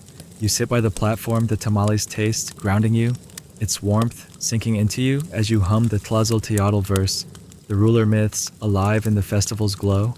You yawn, the drum's pulse, and the murmured tales blending with the crowd's lively buzz, a soothing hum that tugs at your eyelids. You think back to that mercy dance, its blessing a festival spark, and realize this feast isn't just celebration. It's connection, each tale, a story like the Persian baker's poetic feasts, both weaving memory into the moment. The crowd's harmony binds them, each verse a spark their festival, a tapestry of shared light. You glance at the platform, the sun dipping low, the tale's melodies, goddesses, stars, rulers, now fragments. Yet their music lives in the crowd's voices, chanted, cherished, alive. The young boy, now bolder, leads a Xochitl chant, his voice clear, earning nods from the priests. You laugh again, picturing your local party with mythical garden karaoke. Sorry folks, you'd bomb with off-key blues. The festival's rhythm holds you a promise of joy in the fleeting as garden chants akin to the Ottoman calligraphy, both crafting bonds through shared art, defying time's erosion. The plaza feels like a hearth, its warmth, a shield against the dusk, and you're ready to hear women's voices in these sacred gardens. You linger in the festival, the priestess's voice steady as she shares another tale, the crowd's melodies fading into a gentle hum, like the city's own breath. The priest's archives and traders' swaps wait in memory, but the starlit garden chants carry you a craft that feeds heart and soul their festive calm, the spark you'll soon see in women's storytelling. You feel the weight of their celebration, the plaza, a haven in the light, and you're ready to explore women's roles in these narratives. The stars emerge above their light, a gentle pull, and you drift closer to sleep, the scent of copal, and the tale's rhythm, a lullaby in Tenochtitlan's endless day. You're still immersed in the bustling festival plaza in Tenochtitlan around 1450, where the midday sun bathes the cobblestones in warmth, the air alive with the rhythm of drums and the sweet scent of copal incense. The festival's energy pulsing with chants of Xochitl marigolds and Tlazolteotl maize. The platform glows with poets and priests, and the distant toll of a temple bell blends with the melodic hum of cacao tales echoing from the feast. You're here to hear women's voices rise in these sacred garden chants, their roles as keepers of divine wisdom, weaving narratives of starlit paths and imperial serenity into the heart of the Aztec soul, guiding the faithful with spiritual calm. The clap of hands and the women's harmonious chants blend into a soothing hum, and you're ready to feel their powerful grace. You settle on a woven blanket near the central platform, your bare feet tucked beneath you, the sun's warmth grounding you as you watch a woman priestess. Her hands steady her eyes, bright with devotion, lead a Nash script hymn, her voice chanting a myth of a goddess's divine peace through a marigold garden in a flowing Nahuatl. She weaves the myth's journey, her melody, a map to tranquility, guiding a group of young women who echo her planting gestures with care, their voices blending like the festival's breeze. Historical records note that Aztec women, vital to cultural continuity from the 14th century in regions like Tenochtitlan and Texcoco, were key garden custodians, often leading private chants in homes or temple courtyards, though their roles were less documented than men's. You feel the strength of her hymn, each bloom a testament to her voice, its music a thread in the festival's heart, far beyond the Ottoman calligraphy's women's verses. You smirk as a teenage girl, a spirited echo of the verse spinning boy, joins the chant, but swaps goddess's peace for star's bloom, earning a playful tisk and giggles from her peers. Mind the divine petal drifter, you mutter, chuckling at her cheeky grin. The quirky truth is that women sometimes wove grace blooms into their garden chants, subtle planting patterns shared only among women believed to carry a sacred feminine calm, with one tale claiming a mercy bloom soothed a temple during a royal birth.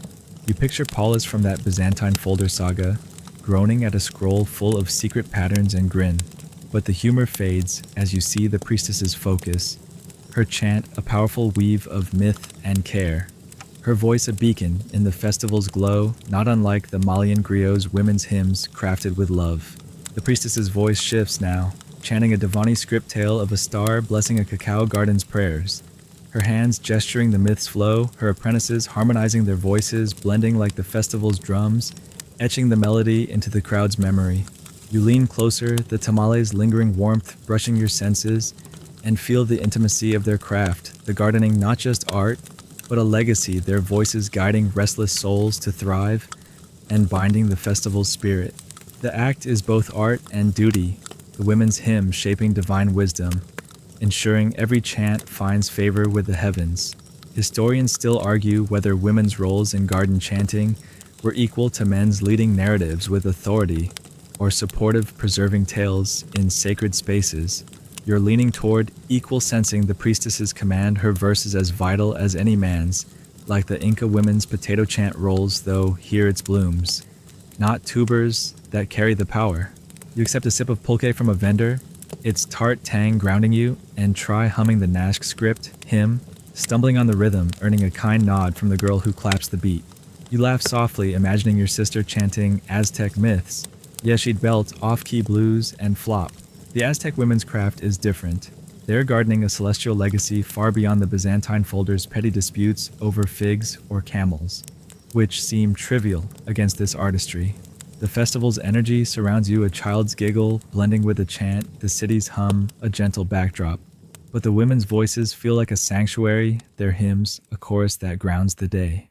You glance at the circle, the women's tales, stars, goddesses, blooms rising with the sunlight, their melodies shared with young apprentices, their eyes bright with focus. The priestess pauses, offering a Tlazolteotl maize tale. To a neighbor, her voice clear as she weaves its myth, the neighbor echoing with pride.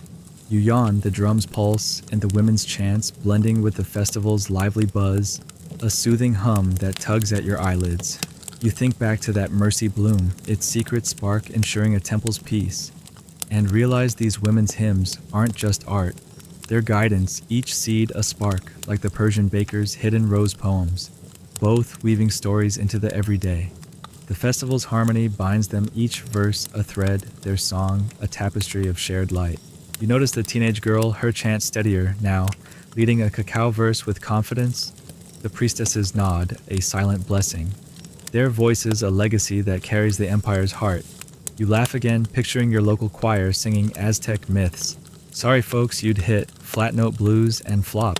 The women's rhythm holds you a promise of strength in the fleeting their garden chants, akin to the Ottoman calligraphy, both crafting bonds through shared craft, defying time's erosion. The platform feels like a hearth, its warmth a shield against the day, and you're ready to see how youth learn these soothing tales. You linger in the festival, the women's voices steady, as they chant their melodies fading into a gentle hum, like the city's own breath. The priest's archives and traders' swaps wait in memory, but the starlit garden chants carry you a craft that feeds heart and soul. Their women's voices the spark you'll soon see in youth's learning. You feel the weight of their soothing intent, the plaza, a haven in the light, and you're ready to watch young ones embrace these narratives. The stars hide above their light, a gentle pull, and you drift closer to sleep, the scent of copal, and the tale's rhythm, a lullaby in Tenochtitlan's endless day. You've slipped away from the festival plaza's lively chants, their women's voices now a warm echo, and find yourself in a shaded temple courtyard in Tenochtitlan around 1450, where the morning light filters through ceiba trees casting dappled patterns on the earthen floor. The air hums with the distant buzz of the market, and the playful giggles of children gathered around a wise priestess who teaches a garden hymn, her voice guiding them to plant a sacred Xochitl marigold bed. You're here to watch these youth learn, memorizing the soothing starlit gardens through games that will one day guide the empire's faithful through divine serenity, weaving the Aztec heart into their young hands. The rustle of leaves and the children's tentative chants blend into a gentle hum, and you're ready to witness their budding craft. You settle on a stone bench beside the courtyard, your bare feet brushing the cool earth, the sunlight grounding you as you watch the priestess, a woman with a voice like a soft zephyr, lead a Tlazolteotl maize hymn, her hands gesturing a myth of a goddess's divine calm in a flowing Nahuatl. The children, their tunics dusted with soil, echo her their voices, stumbling over tales of starry blooms and sacred springs, tossing small stones in a game to mimic marigold patterns. Historical records note that Aztec youth taught sacred gardening from childhood across regions like Tenochtitlan and Tlatelolco from the 14th century, learned through repetition and play, ensuring the oral and practical preservation of sacred plant myths, vital for temple rituals. You feel the joy of their learning, each seed, a seed its melody, a legacy to soothe future nights, far beyond the Ottoman calligraphy's youthful scripts. You smirk as a young girl, a playful echo of the petal-drifting teen, adds a swirl to her cacao planting, pretending her stone is a dancing star, earning giggles from her friends and a gentle tap from the priestess. Keep it sacred, bloom twirler, you mutter, chuckling at her cheeky grin. The quirky truth is that children often use play blooms, silly planting patterns like petal spins, peace winds to make garden memorization fun, with one story claiming a trail swirl helped a child recall a maize hymn during a priest's test. You picture Paulus from that Byzantine folder saga, wincing at a scroll full of playful gardens, and grin, but the humor fades as you see the priestess's patient smile. Her voice guiding the gardening a lesson in joy and duty. Not unlike the Inca children's potato chant games, though here it's blooms, not crops that endure. The priestess shifts to a Xochitl marigold hymn, her voice steady, teaching the children to sync their sowing with their breath, while a boy tosses a stone to trace a goddess's path, his voice wobbly but earnest. You lean closer, the ceiba tree's earthy scent curling around you, and feel the tenderness of this teaching the myths, not just gardens, but a bridge to the past, binding the children to their mother's traders and Talatawani. The act is both playful and vital, the hymns a canvas for melodies that soothe restless souls. Historians still argue whether youth's role in learning gardening was formal, a structured temple initiation, or playful absorbed through community life. You're leaning toward playful, sensing the joy in their laughter. They're learning a dance of love and craft, like the Malian griots children's games. Though here it's gardening, not core myths, that carries the tradition. You accept a piece of cacao fruit from a vendor, its sticky sweetness grounding you, and try humming the Tlazolteotl hymn, stumbling on the rhythm, earning a kind clap from a boy who shows you the beat. You laugh softly, imagining teaching your kids a digital gardening app. Yeah, you'd get Pixel Tantrum Blues and a mess. The Aztec craft is different. Its gardens a vibrant legacy far beyond the Byzantine folder's petty disputes over figs or camels, which seem trivial against this oral heritage. The courtyard's peace surrounds you as sparrows chirp, blending with the chants, the festival's hum, a gentle backdrop, but the children's voices feel like a sanctuary. Their hymns, a budding chorus in the morning light. You glance at the group, the children's tales, stars, goddesses, blooms, rising with the priestess's guidance, their melodies now clear, some pressing seeds into soil to mark sacred patterns, each planting a step toward mastery. The priestess pauses, offering a cacao hymn to a girl, her voice clear as she names its petals arcs, her echo proud but shy. You yawn, the ceiba trees rustle, and the children's chants blending with the courtyard's quiet, a soothing hum that tugs at your eyelids. You think back to that trail swirl tale, its playful spark guiding a priest test, and realize this learning isn't just skill. It's memory, each seed a spark like the Polynesian children's Star Path games, both weaving stories into the future. You notice the young boy, his chant steadier, now leading a Xochitl verse with care, his stone tracing its spirit in the air, the priestess's nod, a silent blessing. The courtyard's warmth binds them, each melody, a shared lesson. Their voices a legacy that carries the empire's soul. You laugh again, picturing your local kids singing Aztec garden myths. Sorry little planters, you'd hit off-tune blues and flop. The children's rhythm holds you a promise of growth in the fleeting their garden chants akin to the Ottoman calligraphy, both crafting bonds through shared art, defying time's erosion.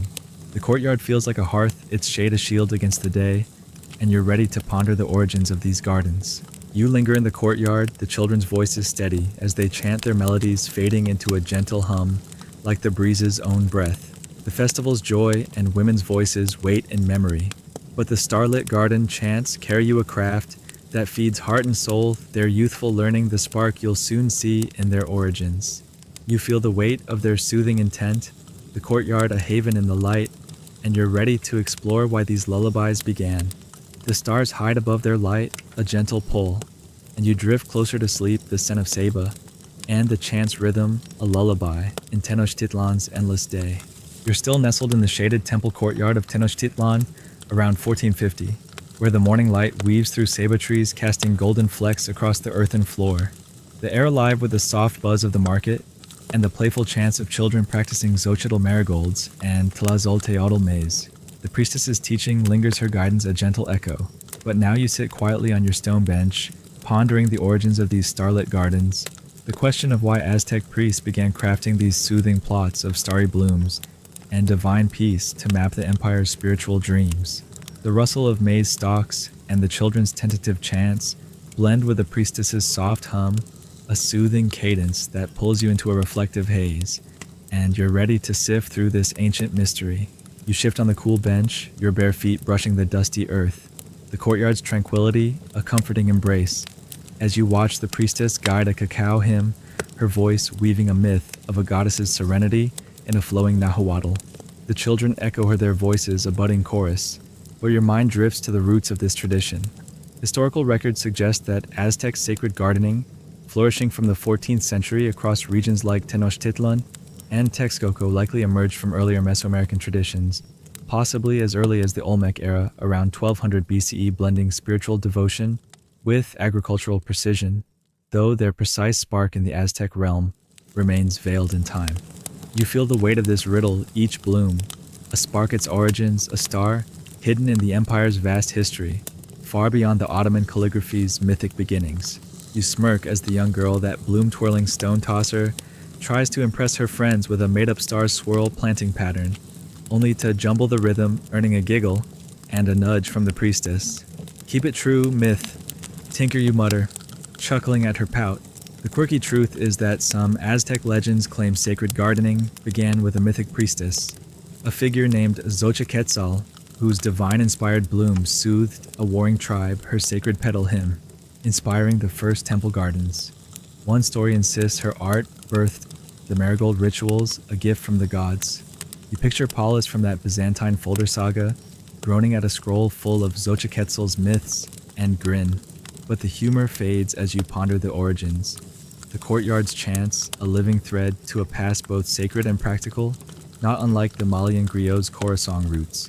Scholars puzzle over whether sacred gardening was a deliberate creation, perhaps by a wise figure like the priestess, before you blending spiritual needs with ritual beauty, or an organic evolution growing from centuries of agricultural hymns to calm the empire's restless souls.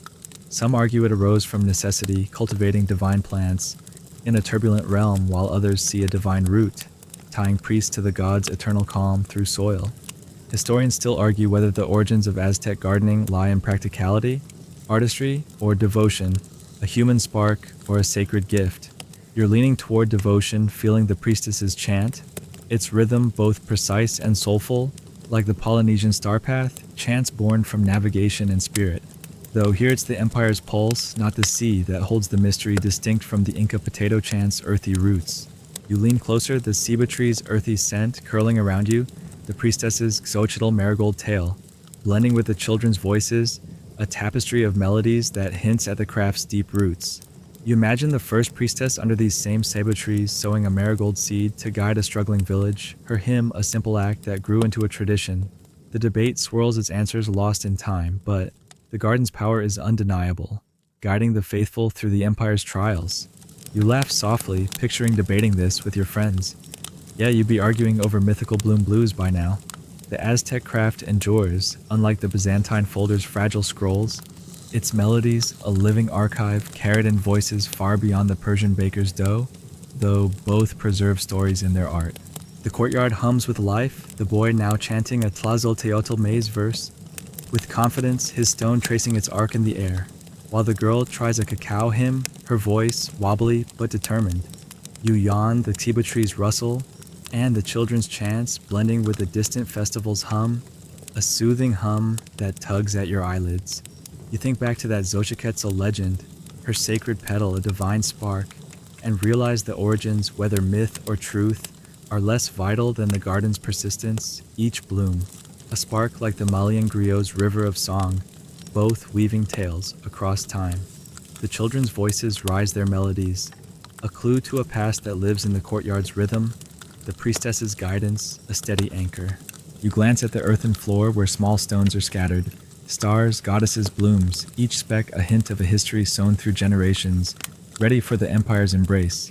The priestess pauses, offering a Xochitl tale to a vendor, her voice, clear the verse, echoing the children's play, a cycle of memory. You laugh again, imagining your local school, debating garden origins over homework, sorry kids. You'd flunk with textbook blues. The courtyard's rhythm holds you a promise of mystery. In the everyday its garden, chants akin to the Ottoman calligraphy, both rooted in voices that defy time's erosion. The courtyard feels like a haven, its warmth a shield against the day, and you're ready to see how these gardens defy the empire's turmoil. You linger in the courtyard, the children's voices steady as they chant their melodies, fading into a gentle hum, like the breeze's own breath. The festival's firelit joy and women's voices wait in memory, but the starlit garden chants carry you a craft that feeds heart and soul, their origins. The spark you'll soon see soothing the empire's chaos. You feel the weight of their mystery, the courtyard, a sanctuary in the light, and you're ready to face the hardships these lullabies calm. The city looms wide, the stars hidden, and you drift closer to sleep, the scent of cheba and the chant's rhythm, a lullaby in Tenochtitlan's endless day. You've left the temple courtyard's playful chants behind their youthful voices now, a tender memory, and find yourself trudging along a rugged frontier trail near Tenochtitlan around 1460, where the air is thick with dust and the faint scent of charred maize, the sun blazing overhead, as distant war cries echo from a skirmish with Texcoco rebels. The rocky path is scarred by conflict, yet beneath a lone ceiba tree, a priestess's voice rises her hands, sowing a sacred Xochitl marigold plot with steady resolve. You're here to see how these starlit gardens defy the Empire's turmoil, their soothing narratives of divine paths and imperial serenity crafted to calm both body and soul through war and strife, a testament to their resilience. The distant clash of obsidian blades and the priestess's whispered hymn blend into a soothing hum, and you're ready to feel their defiance. You huddle in the Ceba's sparse shade, your bare feet crunching the brittle earth, the heat pressing as the priestess, a woman with eyes fierce as a jaguar, stands firm, her voice chanting a Tlazolteotl maize hymn in a resonant Nahuatl recounting a goddess's triumph over chaos to find divine peace. Historical records note that Aztec sacred gardening thriving from the 14th century across regions like Tenochtitlan and its frontiers faced frequent wars with priests cultivating temple plots to invoke divine calm and guide communities through conflicts like the Texcoco rebellions. There blooms a cultural anchor during turmoil. These gardens, you learn, are more than plots. They're lifelines, their rhythms, a shield against the frontier's despair, guiding souls to endurance despite the war's relentless roar, far beyond the Ottoman calligraphy's turmoil-defying scripts. You smirk as a young apprentice, a nervous echo of the myth tinkering girl clutches a woven basket and whispers if the maze truly holds the goddess's strength, earning a gentle nod and a softer retelling from the priestess. Hold the bloom, fear waver, you muttered, chuckling at her wide-eyed nod. The quirky truth is that some garden hymns included hope blooms, repetitive planting patterns like peace grows light flows, designed for war's dark nights, countering the chaos of battle or loss. One tale claims a mercy bloom garden led a village to peace during a siege. You picture Paulus from that Byzantine folder saga, groaning at a scroll full of hope-soothing blooms, and grin. But the humor fades as you feel the priestess's resolve, her hymn, a beacon, each seed a spark, defying the frontier's cruelty, not unlike the Melian griot's war-defying songs. Though here it's gardening, not Cora, that anchors. Her voice rises, weaving a Xochitl marigold tale despite the war's weight, her melody syncing with a faint breeze. The apprentice's murmurs joining in their trust in the hymn unwavering. You lean closer, the Ceba's rough bark brushing your hands, and feel the power of this guidance, the gardening a memory that holds firm when fear reigns the Empire's pulse. A rhythm sown through the haze, the act is both defiance and faith. The hymn's rhythm tying the priestess to hope, to the divine, to survival in a battle against war's fury. Historians still argue whether these turmoil-defying gardens relied more on cultural memory, recalling sacred paths, or emotional resonance soothing immediate fears. You're leaning toward emotional, sensing the priestess's soothing intent, her chant akin to the Inca's frost-weaving potato chants, both crafting hope from hardship. You brace against the tree, the priestess's chant, unwavering now.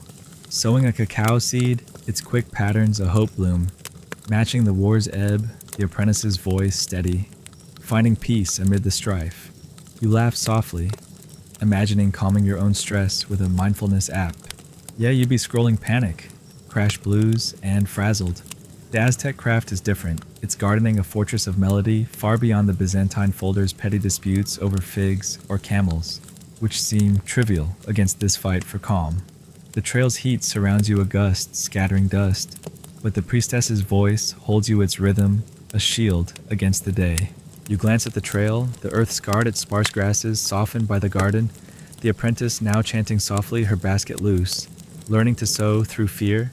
You yawn, the war's weight, and the priestess's hymn blending with a distant hawk's cry, a soothing hum that tugs at your eyelids despite the chaos.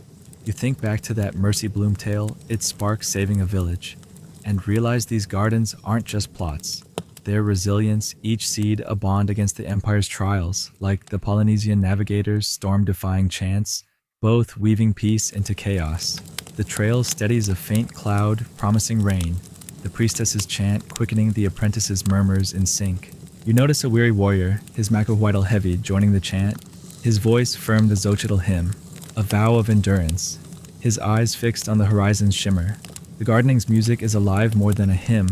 It's the empire's heartbeat soothing souls where others would falter. You laugh again, picturing your local survivalists spinning war tales. Sorry, mate, you'd be stuck with ration flop blues and adrift.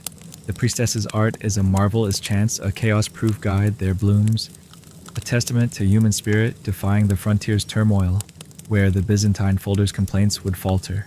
You linger by the Seba, the priestess's voice steady as she chants the war, easing a star, piercing the haze, the festival's joy. A faint echo, but the starlit gardens carry you a craft that feeds heart and soul. Its resilience, the spark you'll soon see traded across empires.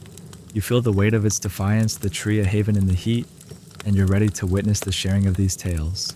The frontier calms the stars brighter, and you drift closer to sleep, the scent of Seba, and the chant's rhythm, a lullaby in Tenochtitlan's endless day.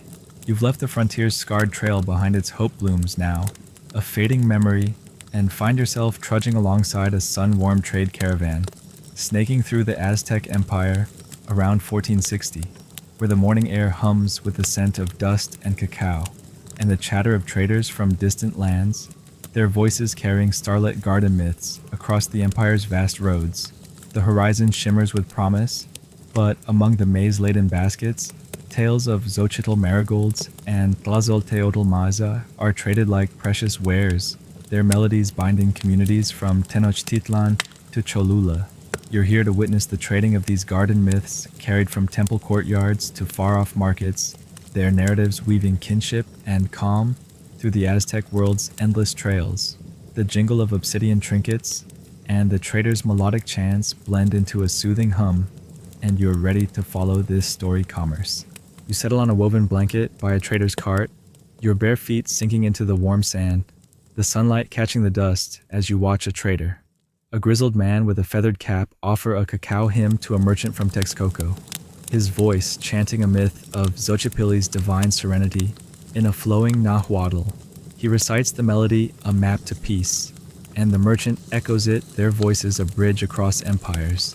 Historical records note that Aztec trade networks thriving from the 14th century across regions like Tenochtitlan and the Valley of Mexico exchanged garden myths as cultural currency, with traders sharing sacred plant stories to strengthen alliances and guide spiritual journeys linking distant communities through shared narratives.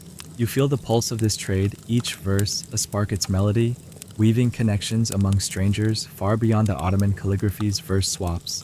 You smirk as a young trader, a lively echo of the fear-waving apprentice tries to barter a Tlazolteotl maze hymn, but stumbles mixing the goddess's path with a star's arc, earning a chuckle and a clay bloom token from his buyer. Keep it sacred, myth haggler, you mutter, chuckling at his sheepish grin. The quirky truth is that some traders use verse seals, small clay tokens etched with symbols like a petal or dove to mark a hymn's exchange, ensuring its memory across vast routes, with one tale claiming a mercy seal opened a trade route by proving a chance worth during a bandit raid. You picture Paulus from that Byzantine folder saga, groaning at a scroll full of sealed hymns and grin, but the humor fades as you see the trader's pride, his chant a gift of calm. Each word, a spark of kinship, not unlike the Malian trader's song Seals, though here it's gardens, not chorus songs that bind. The grizzled trader shares a Xochitl marigold hymn, his voice steady offering it for a bundle of quetzal feathers, both parties reciting the melody, their harmony sealing the exchange as a promise of shared peace. You lean closer, the scent of cacao and leather mingling, and accept a sip of pulque from a vendor, its cool tang grounding you as you hum. The cacao hymn's verse stumbling, but earning a nod. You laugh softly, imagining trading your bedtime stories for snacks. Yeah, you'd get crumbly tail blues and a blank stare. The Aztec craft is different. Its garden chants a melodic currency far beyond the Byzantine folder's petty disputes over figs or camels, which seem trivial against this artful exchange. The caravan's buzz surrounds you, a child chasing a stray turkey, a macaw's squawk, but the trader's hymns are beacons. their melodies sparking connection across empires. You wander to another cart where a woman trades a Tlazolteotl maize hymn for a turquoise bead. Her voice clear as she recounts a star blessing. A weary caravan, the buyer echoing with reverence, their exchange a vow to share the empire's calm. The act is more than trade. It's kinship, the garden myths, a language that carries wisdom across war-scarred trails, even through turmoil's shadows. Historians still argue whether these traded hymns were primarily economic strengthening trade networks or cultural fostering unity across empires. You're leaning toward cultural, sensing the traders' bond. Their voices a shared lullaby, like the Inca traders' potato chant, swaps both weaving ties through their craft. You sit by the roadside, the pulque's tang lingering the traders' chants, stars, goddesses' blooms rising with the morning breeze, each one a myth carried from Tenochtitlan's heart to distant markets shared across the Aztec soul. The young trader, now bolder, offers a Xochitl marigold tale, his melody clear, earning a verse seal from his buyer. You yawn, the cart's creak, and the trader's chants blending with the caravan's lively hum, a soothing hum that tugs at your eyelids. You think back to that mercy seal tale, its chant opening a route, and realize this trade isn't just commerce. Its connection, each melody, a spark like the Polynesian navigators' exchange chants, both weaving stories across distances. You notice a woman trader, her sack heavy with maize, reciting a cacao verse to a visiting poet. Her voice strong, the tale a gift that earns a nod of respect. The roadside's warmth binds them, the garden myths, a currency that outshines war's scars, linking empires with shared dreams. You laugh again, picturing your local market, swapping poems for good, sorry folks. You'd flop with barter blues. The caravan's rhythm holds you a promise of unity. In the fleeting its verse, trades akin to the Ottoman calligraphy, both crafting bonds through shared art, defying time's erosion. The cart feels like a hearth, its warmth, a shield against the day, and you're ready to hear priests' sacred preservation. You linger on the trade route, the traders' voices steady, as they chant their melodies, fading into a gentle hum, like the desert's own breath. The frontier's chaos and festival's joy wait in memory. But the starlit garden chants carry you a craft that feeds heart and soul. There traded calm, the spark you'll soon see in priest's wisdom. You feel the weight of their connection, the caravan a haven in the light, and you're ready to explore the priest's safeguarding of these stories.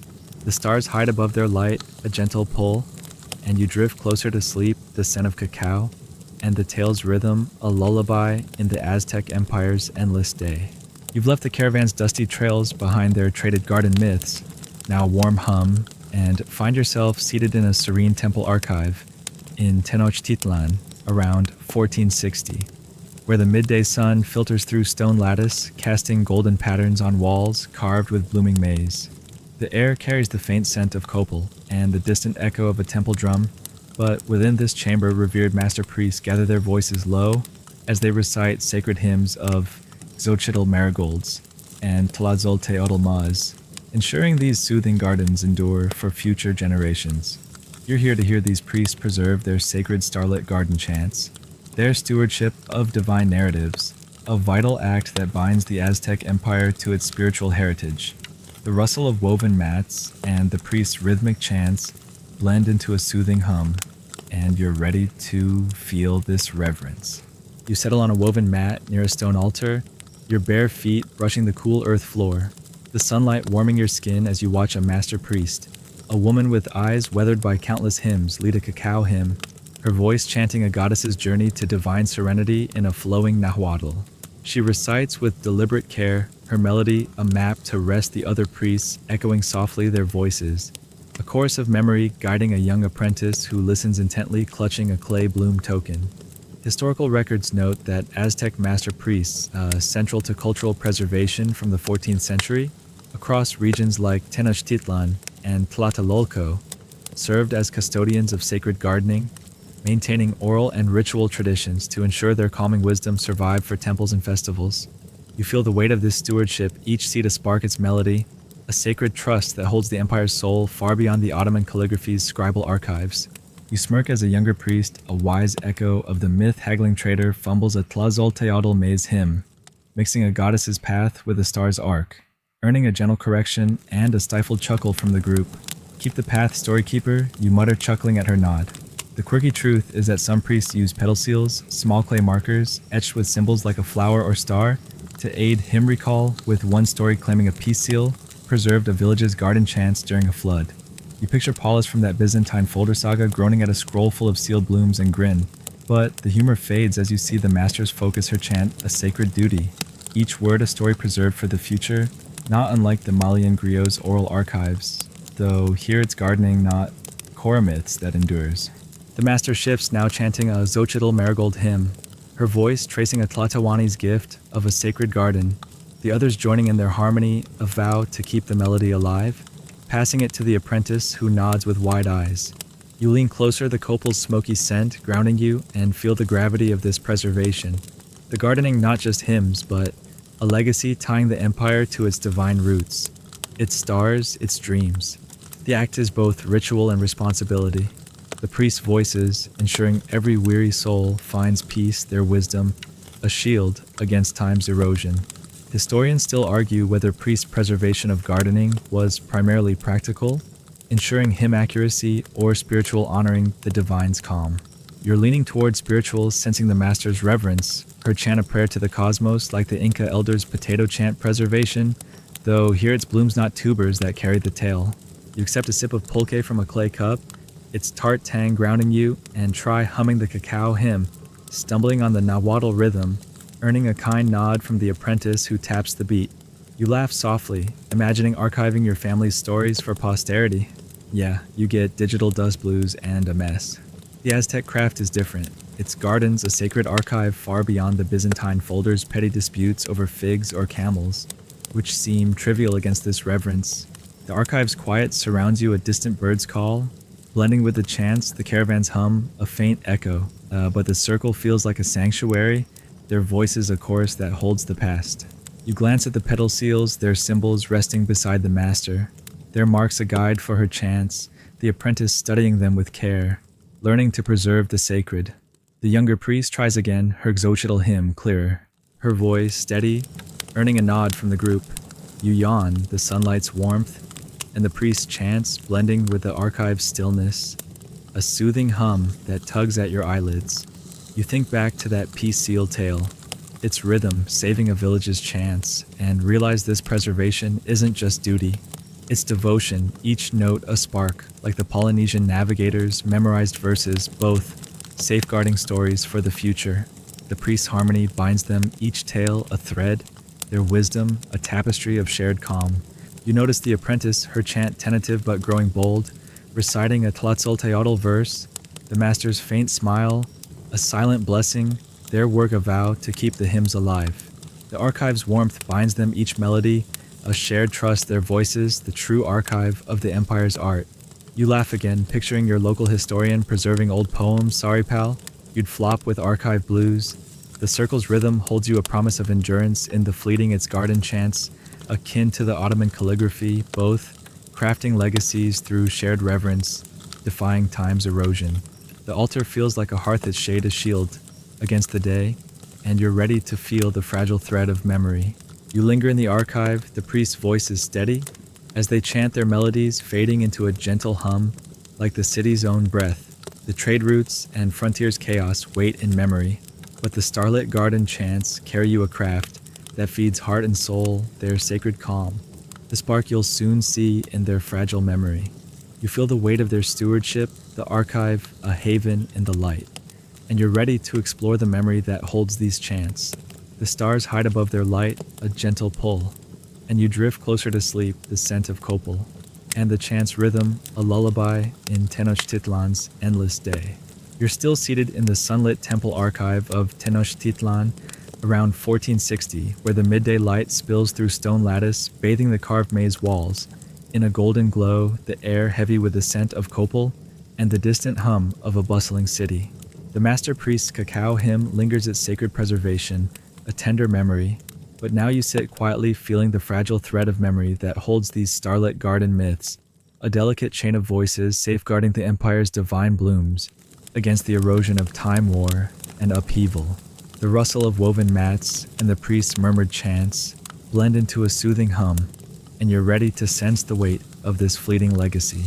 You shift on your woven mat, your bare feet brushing the cool earth floor, the archive's stillness a cocoon, as you watch the lead master priest, A woman with a voice like a twilight breeze chant a Xochitl marigold hymn, her words tracing a goddess's path to divine calm with careful precision, her tone heavy with the knowledge that these melodies live only in voices, not in goddesses alone. The other priests echo softly their harmony, a vow to anchor the tale in memory, while a young apprentice listens, her eyes wide with the burden of learning, her hands clutching a petal seal etched with a flower.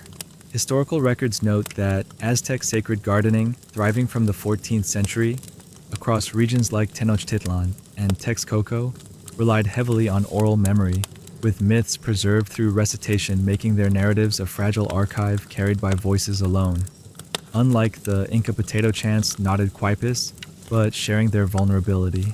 You smirk as the apprentice, a cautious echo of the story-keeping priest, tries to recite a Tlazolteotl maze hymn, but stumbles, mixing serenity with light, earning a patient nod and a stifled giggle from another priest. Hold the myth, verse mixer, you mutter, chuckling at her flushed cheeks. The quirky truth is that some priests taught Anchorbloom short repetitive hums like petal flows. Peace glows to help youth lock garden myths in memory, with one tale claiming a harmony chant saved a temple's hymns during a raid's chaos. You picture Paulus from that Byzantine folder saga, wincing at a scroll full of hum blooms and grin. But the humor fades as you see the masters focus her chant, a desperate bid to preserve the gardens their memory, a fragile thread against the empire's trials, not unlike the Mullion griot's vulnerable oral tales. The master pauses, her gaze distant as if hearing the voices of past priests, women traders Tlatoani, whose chants have kept these melodies alive through centuries of war and migration. You lean closer, the couple's smoky scent blending with maize husks, and feel the weight of this task, the garden's survival, resting on voices that could falter in crisis or dispersal. The act is both sacred and precarious. The hymn's a living archive that could vanish with a single generation's silence. Historians still argue whether the oral nature of garden myths made them vulnerable, easily lost to disruption, or resilient, adaptable through communal memory. You're leaning toward vulnerable, sensing the master's quiet fear, her work akin to the Inca scribe's quipu knots, both fragile in memory, though here it's voices, not chords, that hold the heart.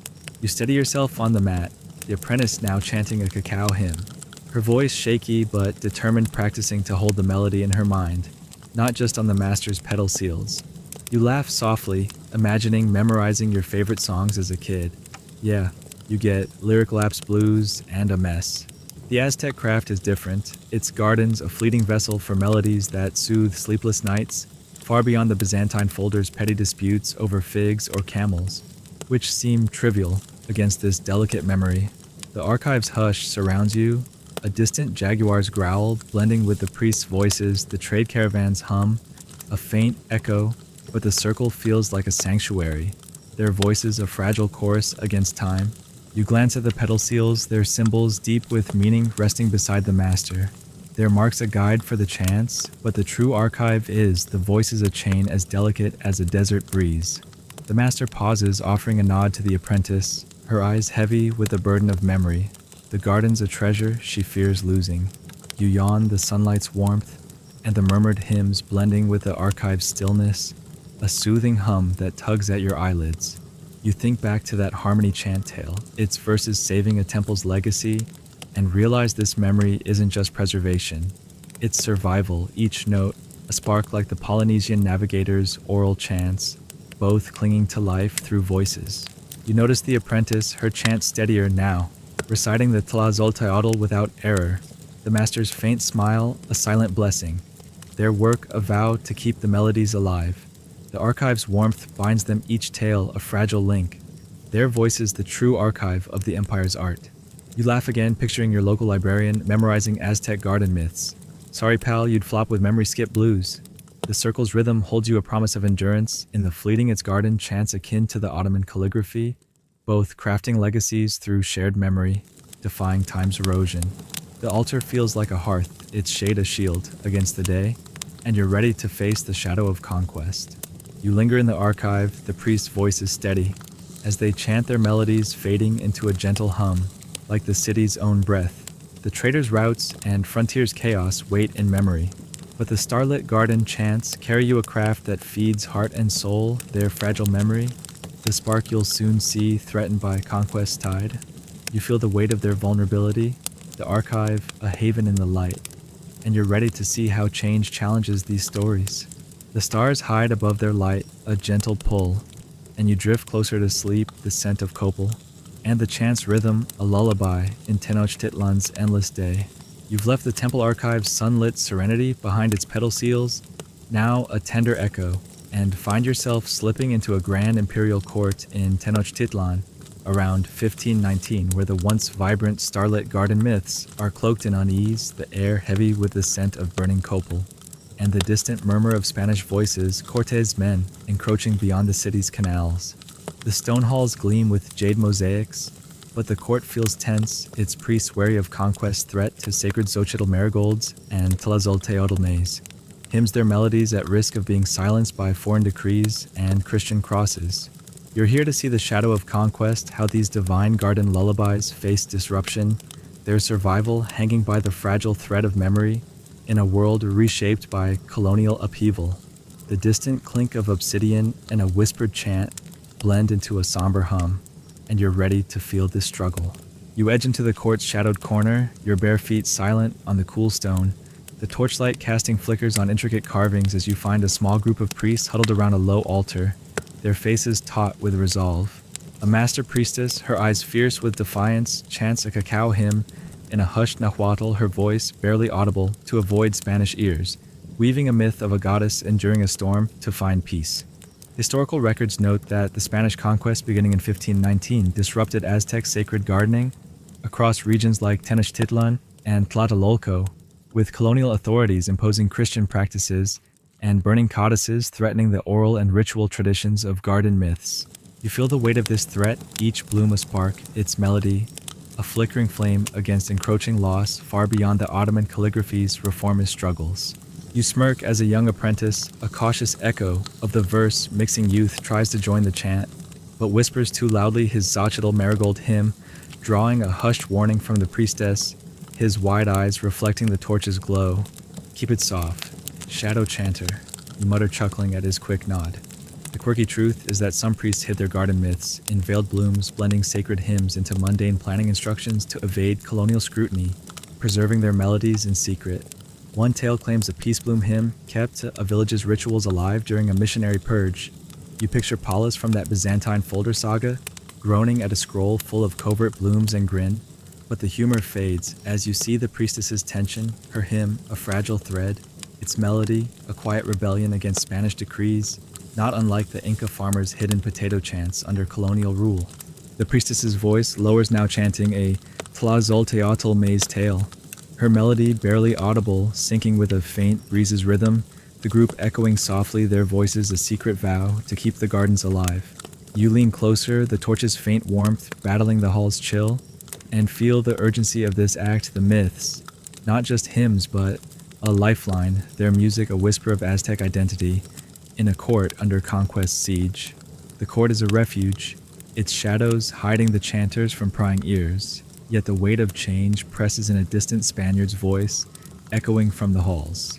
Historians still argue whether the Spanish conquest erased Aztec garden traditions or drove them underground, preserved in secret by resilient priests. You're leaning toward underground, sensing the priestess's defiance, her chant akin to the Malian griot's hidden songs.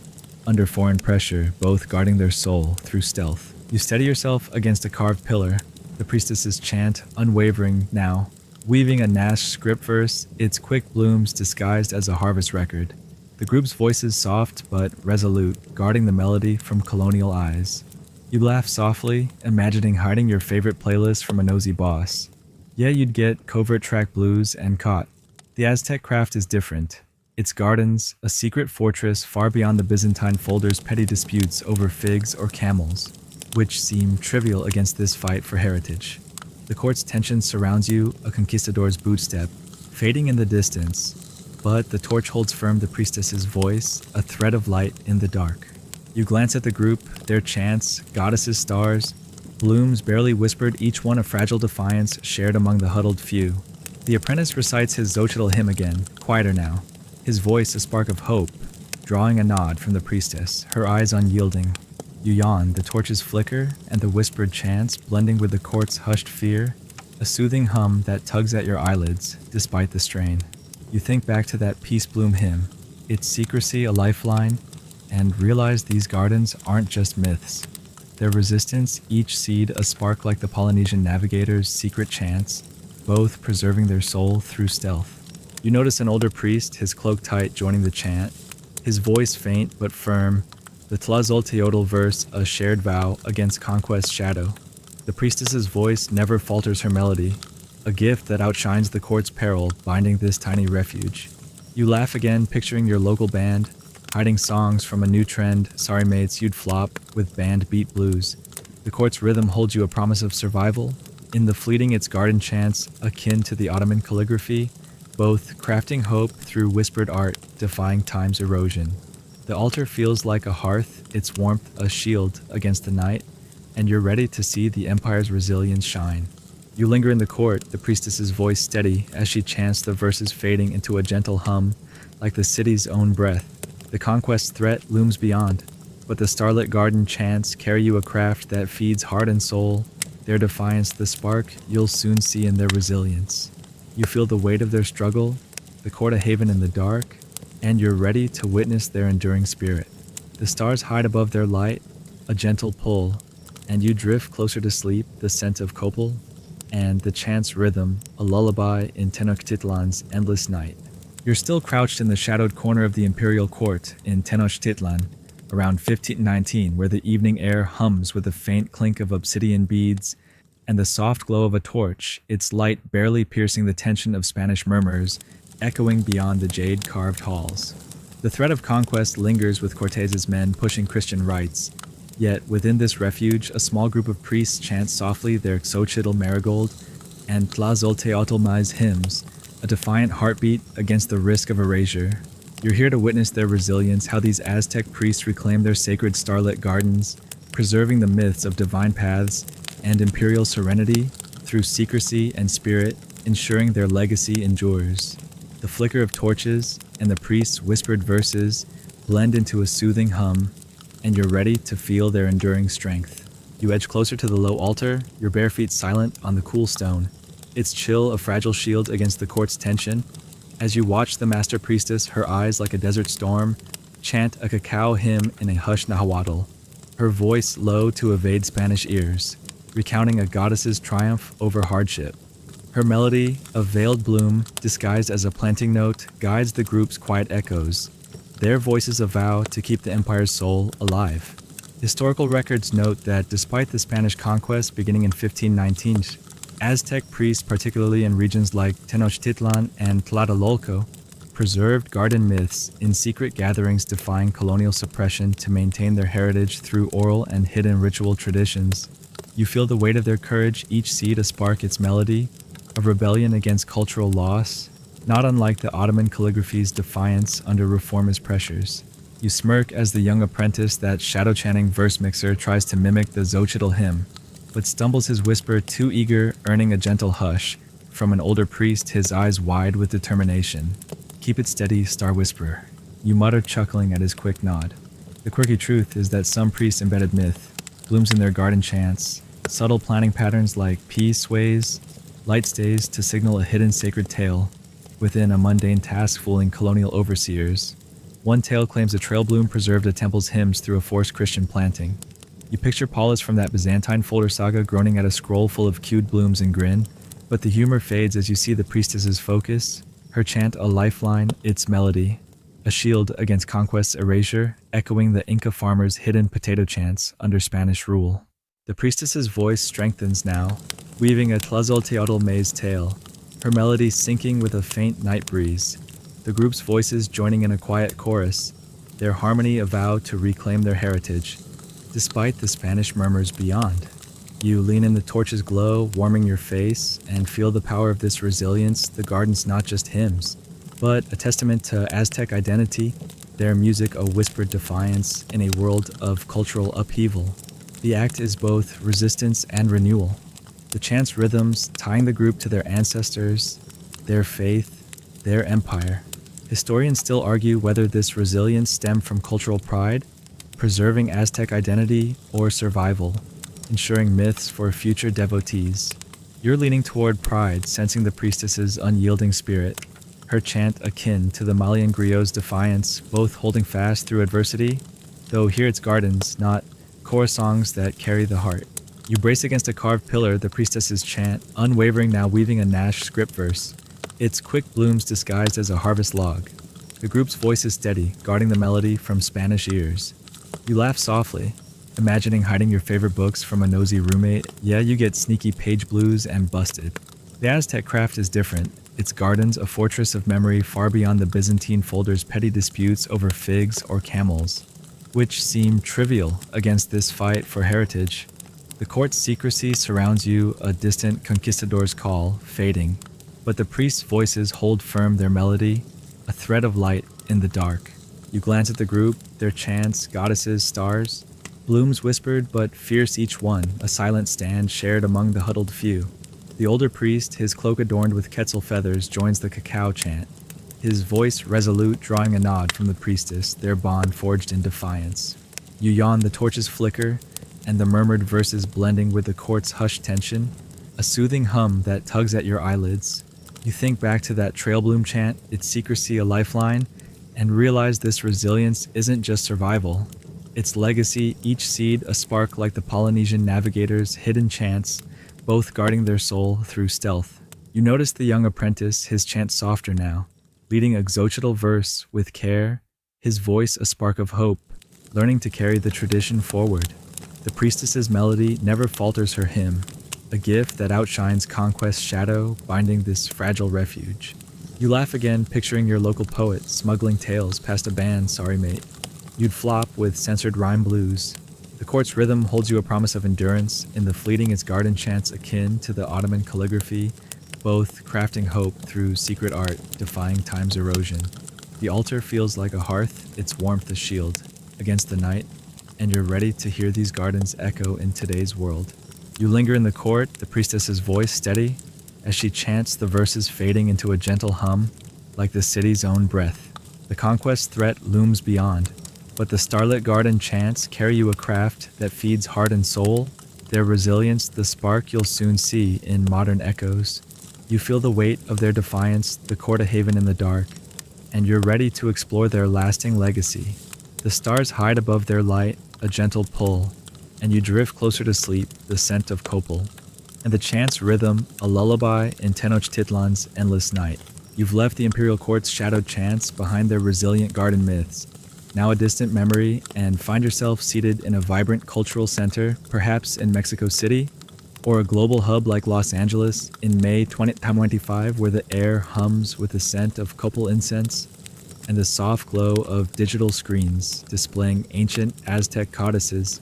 The walls are adorned with xochitl marigold tapestries, and a touchscreen nearby showcases maize hymns, their tlazolteotl and cacao tales gleaming in modern light. You're here to hear these Aztec starlit garden myths echo in today's world, where elders, artists, and youth blend tales of divine paths and imperial serenity with contemporary platforms preserving their heritage from conquest shadows to global audiences. The murmur of a workshop and the rhythm of a chanted hymn blend into a soothing hum, and you're ready to trace this living legacy. You settle into a cushioned chair, your sneakers scuffing the polished floor, the center's warm light illuminating a tablet displaying a translated Tlazolteotl maize hymn, its words recounting a goddess's divine peace, a melody once whispered under Spanish threat. A nearby elder reads aloud, her voice echoing the Nahuatl rhythm, while students record the session on their phones, blending ancient myth with digital archives.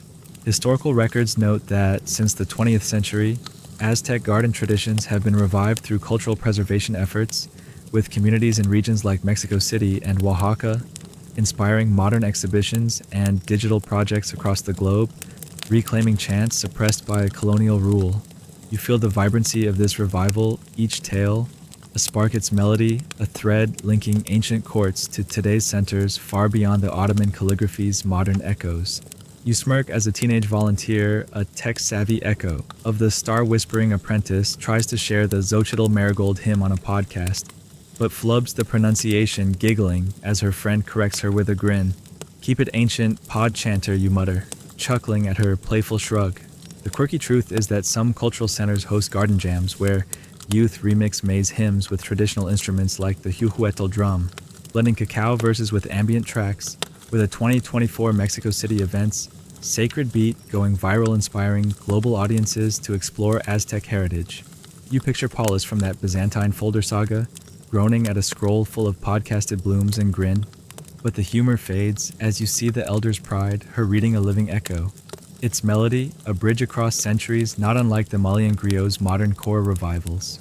The elder shifts to a Nash script, cacao tale, sharing it with the students, their voices testing the Nahuatl rhythm, their phones uploading the chant to a global cultural database, blending tradition with tech. You lean closer, the copal's earthy aroma mingling with woven rugs, and accept a tamale from a facilitator. Its sweet crunch grounding you as you hum, the Tlazolteotl verse stumbling, but earning a nod. You laugh softly, imagining posting a garden chant on social media. Yeah, you get low likes blues and a flop. The Aztec craft is different. Its gardens a cultural heartbeat far beyond the Byzantine folder's petty disputes over figs or camels, which seem trivial against this vibrant legacy. The center's buzz surrounds you, a child sketching a maize stalk, a printer's hum, but the elders' readings are beacons, their melodies sparking connection in a digital age. You wander to a workshop table where an elder man demonstrates a Xochitl marigold hymn via a touchscreen, his voice strong, teaching students who echo it back their laptops, archiving the story for an online cultural project. The act is a testament, the tales not just myths, but a vow to endure their music, uniting past and present despite colonial scars. Historians still argue whether modern garden chants are a true revival, rooted in ancient practice, or a reimagination shaped by cultural pride. You're leaning toward revival, sensing the elder's connection to court priests, his chant akin to the Inca farmer's modern potato chants, both enduring through adaptation, though here it's blooms, not tubers, that carry the soul.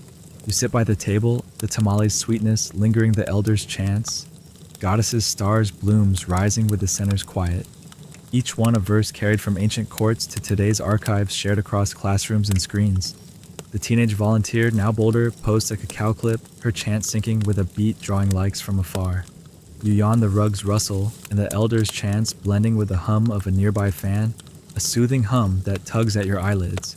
You think back to that Sacred Beat performance, its echo spreading like the Persian baker's viral loaves, and realize this craft isn't just memory, it's renewal, each note a spark weaving tradition into the present.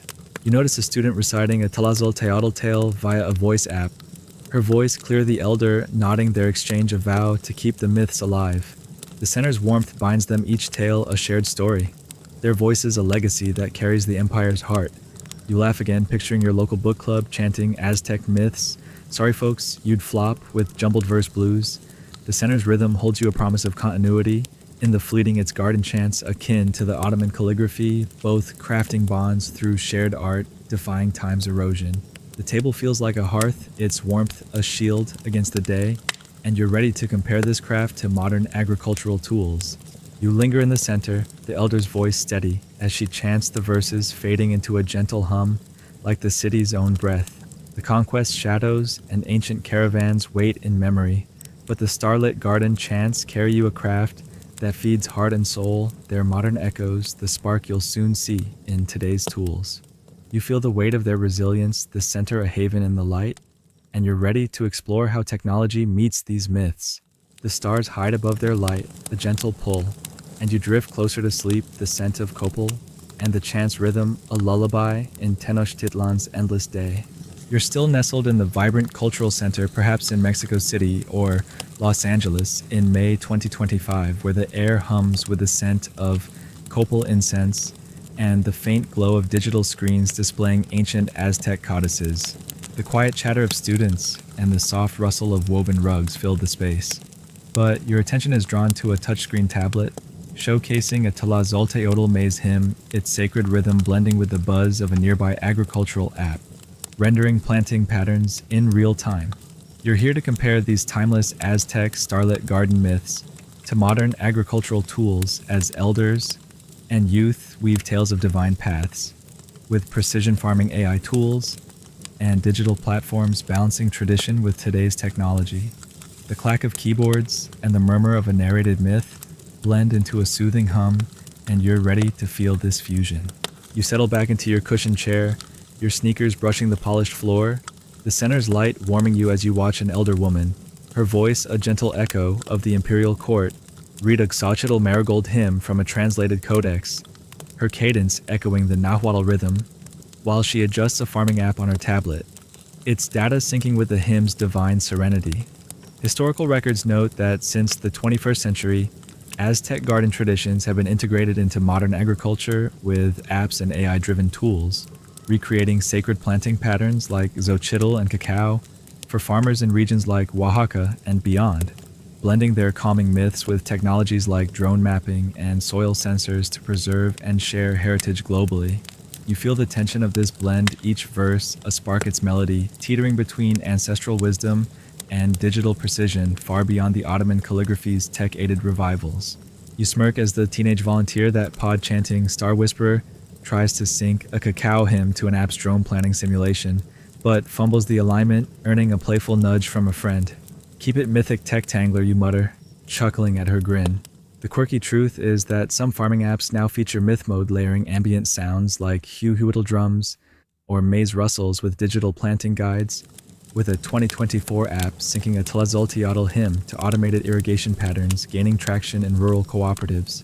You picture Paulus from that Byzantine folder saga, groaning at a scroll full of app-synced blooms and grin, but the humor fades as you see the elder's focus, her chant a warm thread against technology's chill, its melody a bridge between ancient courtyards and modern fields, not unlike the Malian griot's digital Korra adaptations. The elder shifts to a Nask script marigold tale, her voice rising with the myth's cadence, but she tweaks the app's soil analysis settings, syncing the hymn's rhythm with a soft drum beat, the student's earbuds echoing the blend of chant and tech. You lean closer, the copal's earthy aroma curling around you, and accept another tamale from the facilitator, its sweet crunch grounding you as you hum the Xochitl verse, stumbling, but earning a nod. You laugh softly, imagining designing your own garden with a farming app. Yeah, you'd get pixel overload blues and lost. The Aztec craft is different. Its garden's a vibrant fusion far beyond the Byzantine folder's petty disputes over figs or camels, which seem trivial against this modern dance of tradition and tech. The center's hum surrounds you, a student's stylus tapping a tablet, a fan's whir, but the elders' chants remain beacons grounding the digital age. You wander to a digital agriculture station where an elder man demonstrates a cacao hymn by a software platform, his voice clear using a touchscreen to highlight sacred planting patterns, the student streaming it live to a farming webinar. The act feels layered, his chant roots it in the empire's past, but the app's interface ties it to global farmers, a balance of heart and reach. Historians still argue whether technology enhances sacred gardening, preserving it through digital archives, or risks, diluting its sacredness, turning myths into data. You're leaning toward enhancement, sensing the elder's pride, his chant akin to the Inca. Farmers' tech-aided potato chants, both adapting to modernity while guarding their soul, though here it's blooms, not tubers that hold the art. You sit by the station, the tamale's sweetness lingering the elder's chants, goddesses' stars, blooms rising with the center's quiet, each one a verse blending ancient wisdom with digital tools shared across apps and webinars. The teenage volunteer, now bolder, uploads a Tlazolteotl animation, her chant syncing with an app's rhythm, drawing virtual cheers. You yawn, the screen's glow, and the elder's chants blending with the hum of a nearby printer, a soothing hum that tugs at your eyelids. You think back to that myth mode app, its tech-crafted hymn, a modern echo, and realize this craft isn't just preservation, it's evolution, each note, a spark like the Persian baker's 3D printed loaves, both weaving tradition into the future. You notice a student testing a Xochitl hymn on a farming app, her voice clear, the elder nodding their exchange a vow to keep the myths alive. The center's warmth binds them, each tale a shared story, their voices a legacy that carries the empire's heart. You laugh again, picturing your local farmer using myth mode apps. Sorry mate, you'd flop with glitchy crop blues. The center's rhythm holds you a promise of balance, in the fleeting its garden chants akin to the Ottoman calligraphy, both crafting bonds through shared art, defying time's erosion. The station feels like a hearth, its warmth a shield against the day, and you're ready to join the cultural revival of these verses.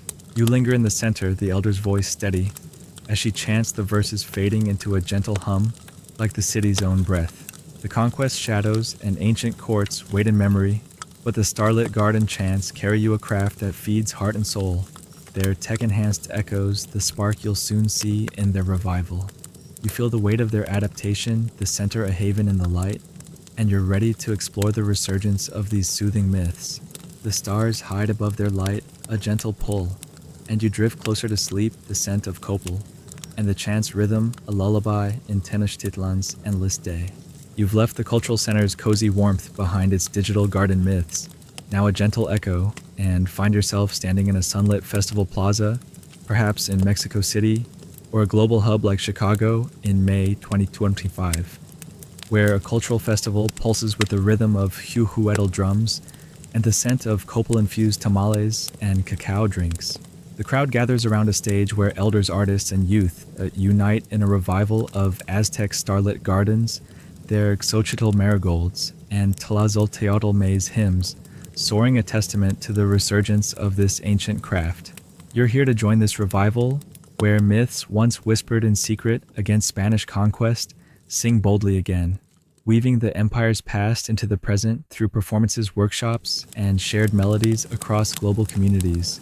The beat of drums and the artist's harmonious chants blend into a soothing hum, and you're ready to feel this rebirth. You settle on a woven blanket, your sneakers tucked beside you, the plaza's warmth grounding you as you watch a young artist.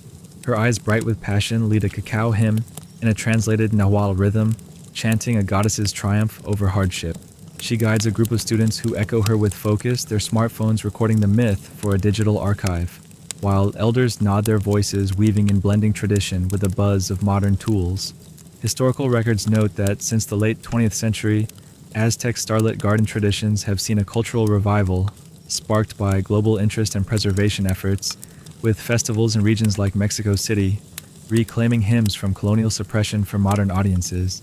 You feel the vibrancy of this revival, each tale a spark, its melody, a bridge from ancient courts to today's stages far beyond the Ottoman calligraphy's festival resurgence. You smirk as a teenage boy, a digital echo of the tech-tangling volunteer tries to livestream his Exochitl marigold chant, but flubs a verse giggling as his friends cheer him on with claps. Keep it smooth, myth, streamer, you mutter, chuckling at his playful shrug. The quirky truth is that some revival workshops use augmented reality headsets to simulate Aztec garden planning teaching hymns by immersing learners in digital temple courtyards with a 2024 AR program featuring a Tlazolteotl maize, hymn-boosting engagement in cultural schools. You picture Paulus from that Byzantine folder saga, wincing at a scroll full of AR blooms, and grin. But the humor fades as you see the elders' pride, their chants, a living art. Their melodies, a spark that defies centuries of silence, not unlike the Malian Griot's core festival revivals. The young artist shifts to a Nask script maze tale, her voice rising with the myth's rhythm. The students harmonizing their hands, tracing virtual planting patterns in the air, their phones uploading the moment to a global cultural heritage site. You lean closer, the copal's sweet aroma curling around you, and accept a piece of cacao candy from a vendor, its rich warmth grounding you as you hum the cacao verse, stumbling, but earning a clap from a girl. You laugh softly, imagining reviving your childhood bedtime stories with AR, yeah, you get glitchy nostalgia blues in a mess. The Aztec revival is different. Its gardens, a vibrant thread far beyond the Byzantine folder's petty disputes over figs or camels, which seem trivial against this cultural awakening. The festival's energy surrounds you, a child's laughter, rising a drone, filming the stage, but the artist's hymns are beacons, their melodies sparking connection in a digital age. You wander to a workshop tent where elders teach a Xochitl marigold chant, their voices guiding youth who practice with digital styluses, their tablets archiving the melody for future generations. The act is a celebration, the hymns not just myths, but a vow to reclaim identity, uniting communities across the globe. Historians still argue whether this revival is primarily cultural preserving Aztec heritage or practical equipping modern artists with ancestral skills. You're leaning toward cultural, sensing the festival's passion, their chants akin to the Inca potato chant revivals, both reclaiming identity through shared art. Though here it's blooms, not tubers, that carry the soul. You sit by the tent, the cacao candy's sweetness lingering the artist's chants, stars, goddesses, blooms rising with the plaza's breeze. Each one a verse revived from ancient courts shared across workshops and screens. The teenage boy, now confident, live streams his Tlazolteotl chant, his voice, clear drawing virtual applause from afar. You yawn, the drums beat, and the workshop's chants blending with the festival's lively buzz. A soothing hum that tugs at your eyelids. You think back to that Tlazolteotl AR program, its digital verse a modern spark, and realize this revival isn't just preservation. It's rebirth, each note a spark, like the Persian Bakers Festival loaves, both weaving tradition into the present. You notice an elder sharing a cacao tale, her voice steady the young artist, nodding their exchange a vow to keep the myths alive. The tense warmth binds them, each tale a shared story. Their voice is a legacy that carries the empire's heart. You laugh again, picturing your local festival with AR garden karaoke, sorry folks. You'd flop with pixelated pitch blues. The workshop's rhythm holds you a promise of renewal. In the fleeting, its garden chants akin to the Ottoman calligraphy, both crafting bonds through shared art, defying time's erosion. The plaza feels like a hearth, its warmth a shield against the dusk, and you're ready to reflect on the global wisdom of these verses. You linger in the festival, the artists' voices steady, as they chant their melodies, fading into a gentle hum, like the city's own breath. The conquest shadows and modern apps wait in memory, but the starlit garden chants carry you a craft that feeds heart and soul. Their revival, the spark you'll soon see in universal lessons. You feel the weight of their passion, the plaza a haven in the light, and you're ready to explore the timeless wisdom of these myths. The stars hide above their light, a gentle pull, and you drift closer to sleep, the scent of copal, and the tale's rhythm, a lullaby in Tenochtitlan's endless day. You've left the festival plaza's lively chants behind their rhythmic garden myths, now a warm memory, and find yourself seated on a grassy hill overlooking a modern city, perhaps Mexico City or Chicago, in May 2025, where the twilight sky shimmers with the first stars, their light mingling with the city's gentle glow below. The air is cool-scented with copal and distant urban dust, the faint hum of evening traffic, a soft backdrop to the echo of Xochitl marigold, and Tlazolteotl hymns lingering in your heart. You're here to reflect on the global wisdom of these Aztec starlit garden myths, their lessons of resilience, memory, and connection, resonating far beyond the empire's courts, offering truths for a world navigating change. The rustle of grass and the faint murmur of a distant chant blend into a soothing hum, and you're ready to trace this universal light. You settle on the soft earth, your jacket a cushion. The horizon's glow fading as you think of the Aztec starlit gardens, their blooms woven through centuries of war conquest and modern revival. These myths, with their cacao and maize tales, carry wisdom that transcends their origins, resilience like the priest's defiance against Spanish crosses, memory preserved in fragile voices, and connection binding communities through shared hymns. Historical records note that Aztec oral and ritual traditions rooted in sacred gardening for over 7 centuries across regions like Tenochtitlan and Oaxaca reflect a deep cultural resilience, their hymns adapting to challenges like colonial suppression and time, offering a model for global communities facing modern crises like cultural erosion or digital overload. You feel the weight of these lessons, each bloom, a spark, its wisdom, a guide for any soul, charting uncertain paths far beyond the Ottoman calligraphy's inked insights. You smirk, imagining the teenage myth streamer teaching her Xochitl hymn to a Tokyo classroom, her TikTok flair probably sparking more laughs than awe. Keep it universal, story poet, you mutter, chuckling at the thought. The quirky truth is that Aztec garden myths have inspired global cultural initiatives with artists in Europe and Asia, citing their Elegance 1 2024 project in Berlin, adapting a Tlazolteotl hymn for a mindfulness app. You picture Paulus from that Byzantine folder saga, wincing at a scroll full of global blooms and grin, but the humor fades as you feel the garden's reach, their lessons a beacon for a fragmented world. Unlike the folder's fleeting disputes over figs or camels, which seem trivial against this timeless wisdom. The wisdom lies in harmony, resilience to endure like the priest's veiled blooms through conquest tides, memory to hold fast like the elder's petal seals and children's play, connection to unite like the festivals and traded hymns binding Aztec clans. You think of the court priestess's cacao hymn, its verse a reminder to adapt, yet stay rooted, a lesson for communities facing global shifts or fading traditions.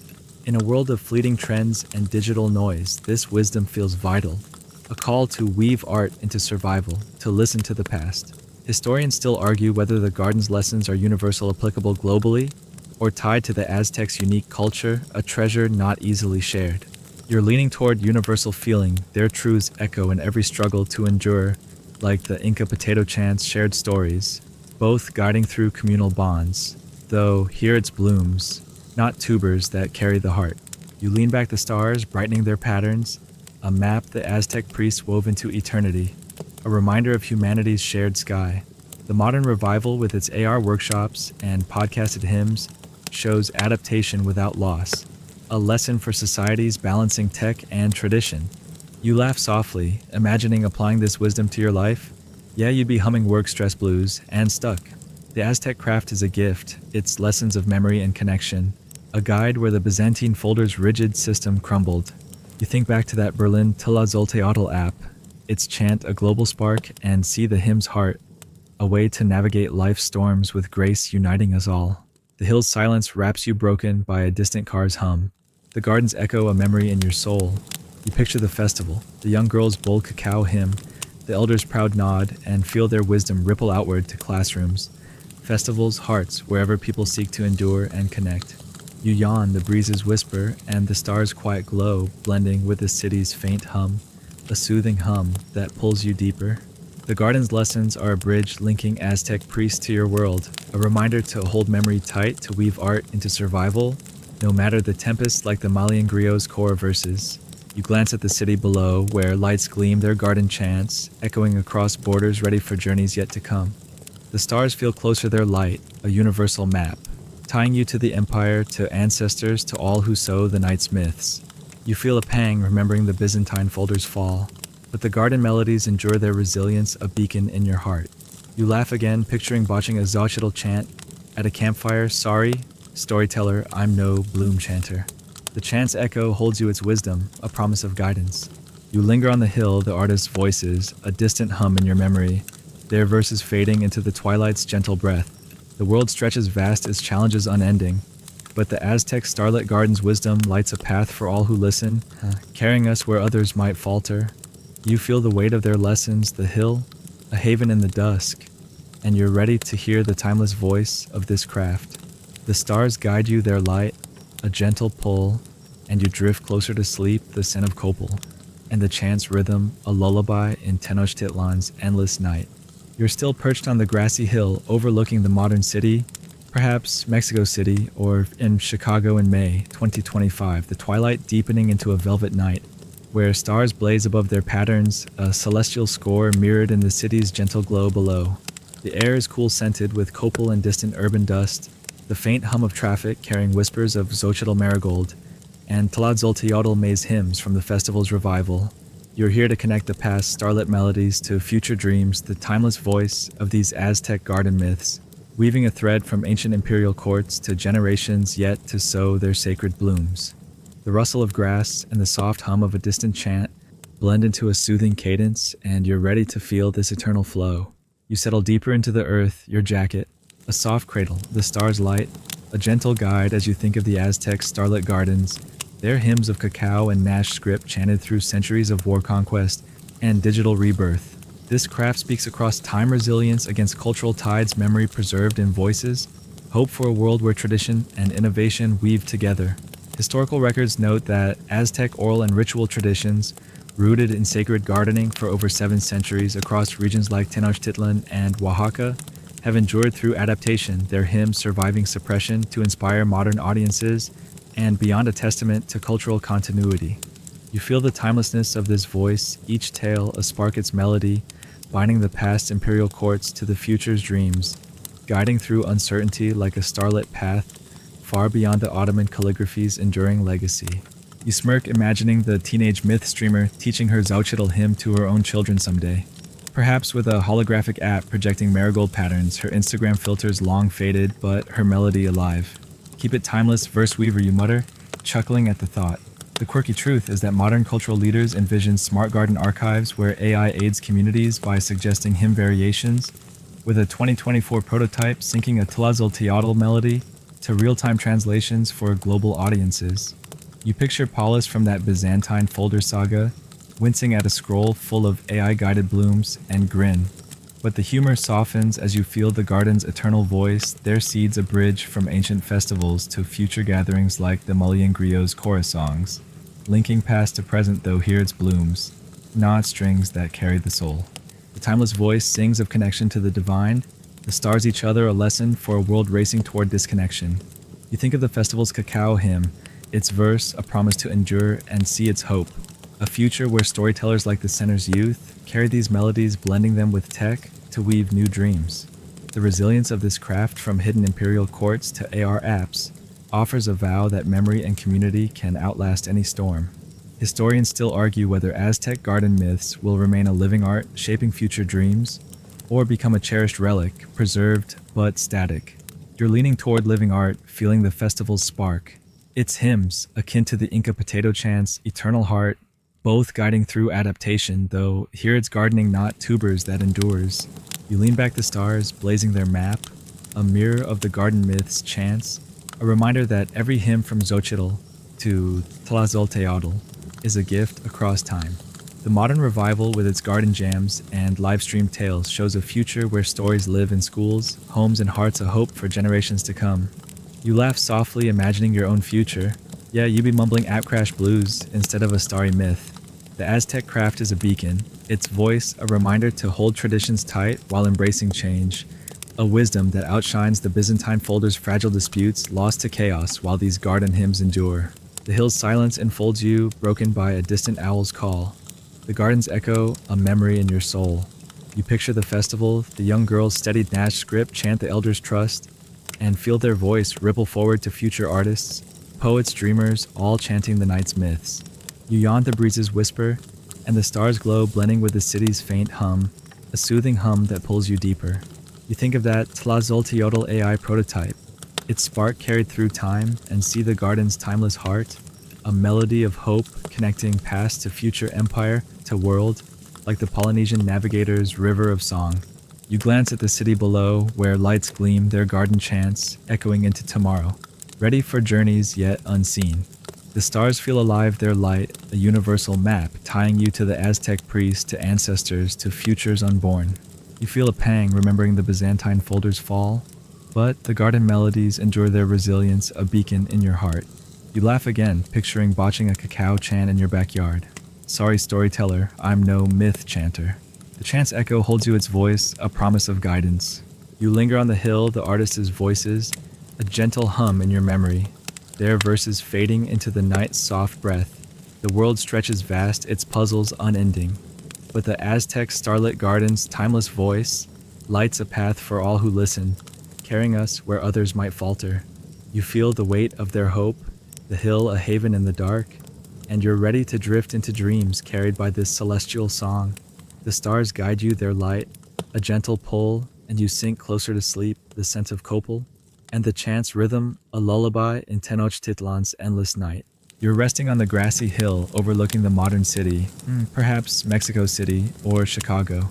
In May 2025, the night now deep the stars, above a shimmering tapestry that mirrors the city's gentle glow below, where the faint echo of Xochitl Marigold and Tlazolteotl hymns lingers from the festival's revival. The air is cool, scented with copal and distant urban dust, the soft hum of traffic, a tender lullaby carrying whispers of cacao tales. You're here to drift into dreams, letting the timeless voice of Aztec starlit garden myths carry you to rest, their melodies, a soothing embrace for your weary soul, weaving past, present, and future into one. The rustle of grass and the chant's rhythm blend into a soothing cadence, and you're ready to surrender to their peace. You sink deeper into the earth, your jacket a cocoon, the stars light a gentle blanket as you think of the Aztec starlit gardens, their golden hymns woven through centuries of imperial courts, colonial shadows, and modern rebirth. You see the ancient priestess in her torchlit courtyard, her Xochitl hymn, defying war's grip, the traitor sharing a Tlazolteotl melody. Across dusty roots, the modern festival's young poet, live streaming her cacao verse, each a note in a timeless song. Historical records note that Aztec starlit gardening, born over 7 centuries ago, across regions like Tenochtitlan and Oaxaca, remains a cultural heartbeat, their hymns enduring through hardship, suppression, and adaptation, a testament to human spirit across the globe. You feel their warmth, each melody, a promise that shines like the stars, unlike the Byzantine folder's codices lost to dust, or the Ottoman calligraphy's inked scrolls, vibrant yet distant. You smile, imagining the teenage myth streamer, now a distant light in your mind teaching her exochital hymn to her family years. Hence her AR app syncing with the city's breeze, her children learning its rhythm. Keep shining hope, Weaver. You whisper a soft chuckle, fading into the night. The quirky truth is that Aztec garden myths have sparked global dreams with a 2024 cultural festival in Oaxaca, weaving Tlazolteotl verses into a virtual reality experience shared to honor cultural resilience. You picture Paulus wincing at a scroll of virtual blooms and grin, but the thought softens as you feel the garden's universal embrace their wisdom. A lullaby not just for the empire but for you, here now, drifting towards sleep like the Malian griot's core chants, soothing desert nights. The garden's voice sings of hope, to listen to the divine, to hold memory close, to connect through art. A lesson that wraps you like the festival's harmony, guiding you through life's uncertainties. You see the cultural center's unity, the elder's Xochitl chant, the child's bloom twirler play, and know their melodies will endure in festivals, apps, or hearts a chant that carries the world forward. Historians may debate whether these hymns will shape future dreams or rest as heritage. But you rest easy feeling their truth as both a craft that feeds past and hopes alike far beyond the Byzantine folder's fleeting order. Your home in their verse, its blooms a gentle tide pulling you to rest, distinct from the Inca potato chant's earthy pulse. You close your eyes, the stars blurring into a soft glow, their celestial map, a guide the Aztec priests wove into eternity. You think of the festival, the young girl's steady voice, the elders' trust, and feel their hope ripple through you, a promise that every tale, every star finds its place. You laugh one last time, imagining botching a Tlazolteotl chant at a picnic. Sorry, storyteller, I'm no star poet, just a dreamer. The hill's silence cradles you, its breeze a distant lullaby, the garden's echo, a memory that soothes your soul. You yawn, the night's whisper gone, the city's breath a tender hum blending with the star's light, pulling you deeper into peace. You sink into the grass, the hill's coolness fading the stars' dance, a final gift. The Aztec starlit gardens with their Xochitl and cacao are a timeless voice, binding ancestors to future's empire, to world you, to dreams. You see the imperial courts, the festivals, the centers all gleaming with hope, their melodies eternal in the priest's art. You feel a pang remembering the Byzantine folder's fall, but the garden chants endure their resilience, a beacon in your heart. The stars blur their light, a blanket the night's voice, a whisper of rest, carrying you where no storm can reach. You linger on the hill, the gardens chant, a gentle hum, their verses fading into the night's soft breath, a lullaby that holds you close. The world stretches vast, its mysteries softened, but the Aztec starlit gardens light your way. Their timeless voice, a path to dreams where all wanderers find peace. You feel their embrace the hill, a haven in the dark, and you let go carried by the empire's song. The stars guide you their echo, a final pull, and you drift into sleep, the scent of copal, and the chant's rhythm, a lullaby in Tenochtitlan's endless night. And so, dear wanderer, the tale of Aztec starlit gardens draws to its close, their melodies softening like the last petals of a marigold falling under moonlight. You're still on that starry hill, the modern night now. Deep the city's glow, a gentle caress the breeze, a distant lullaby. The garden's journey born in ancient courtyards, carried through colonial shadows, revived in modern festivals, wraps you in warmth, a reminder that every voice from imperial priest to dreamer finds its place in the timeless hymn. Let the weight of the huhudal drum's pulse, the flicker of the festival's torches, the echo of Xochitl and cacao, all fade into a quiet peace. You're safe here, held by the empire's embrace, the promise of resilience and connection. The stars above whisper, rest their light, a soft veil, and the gardens cradle you a final gift from a people who sowed the night into life. Drift now, let the world slip away, and sink into dreams as gentle as a copal dawn. Sleep well, sweet soul, sleep well.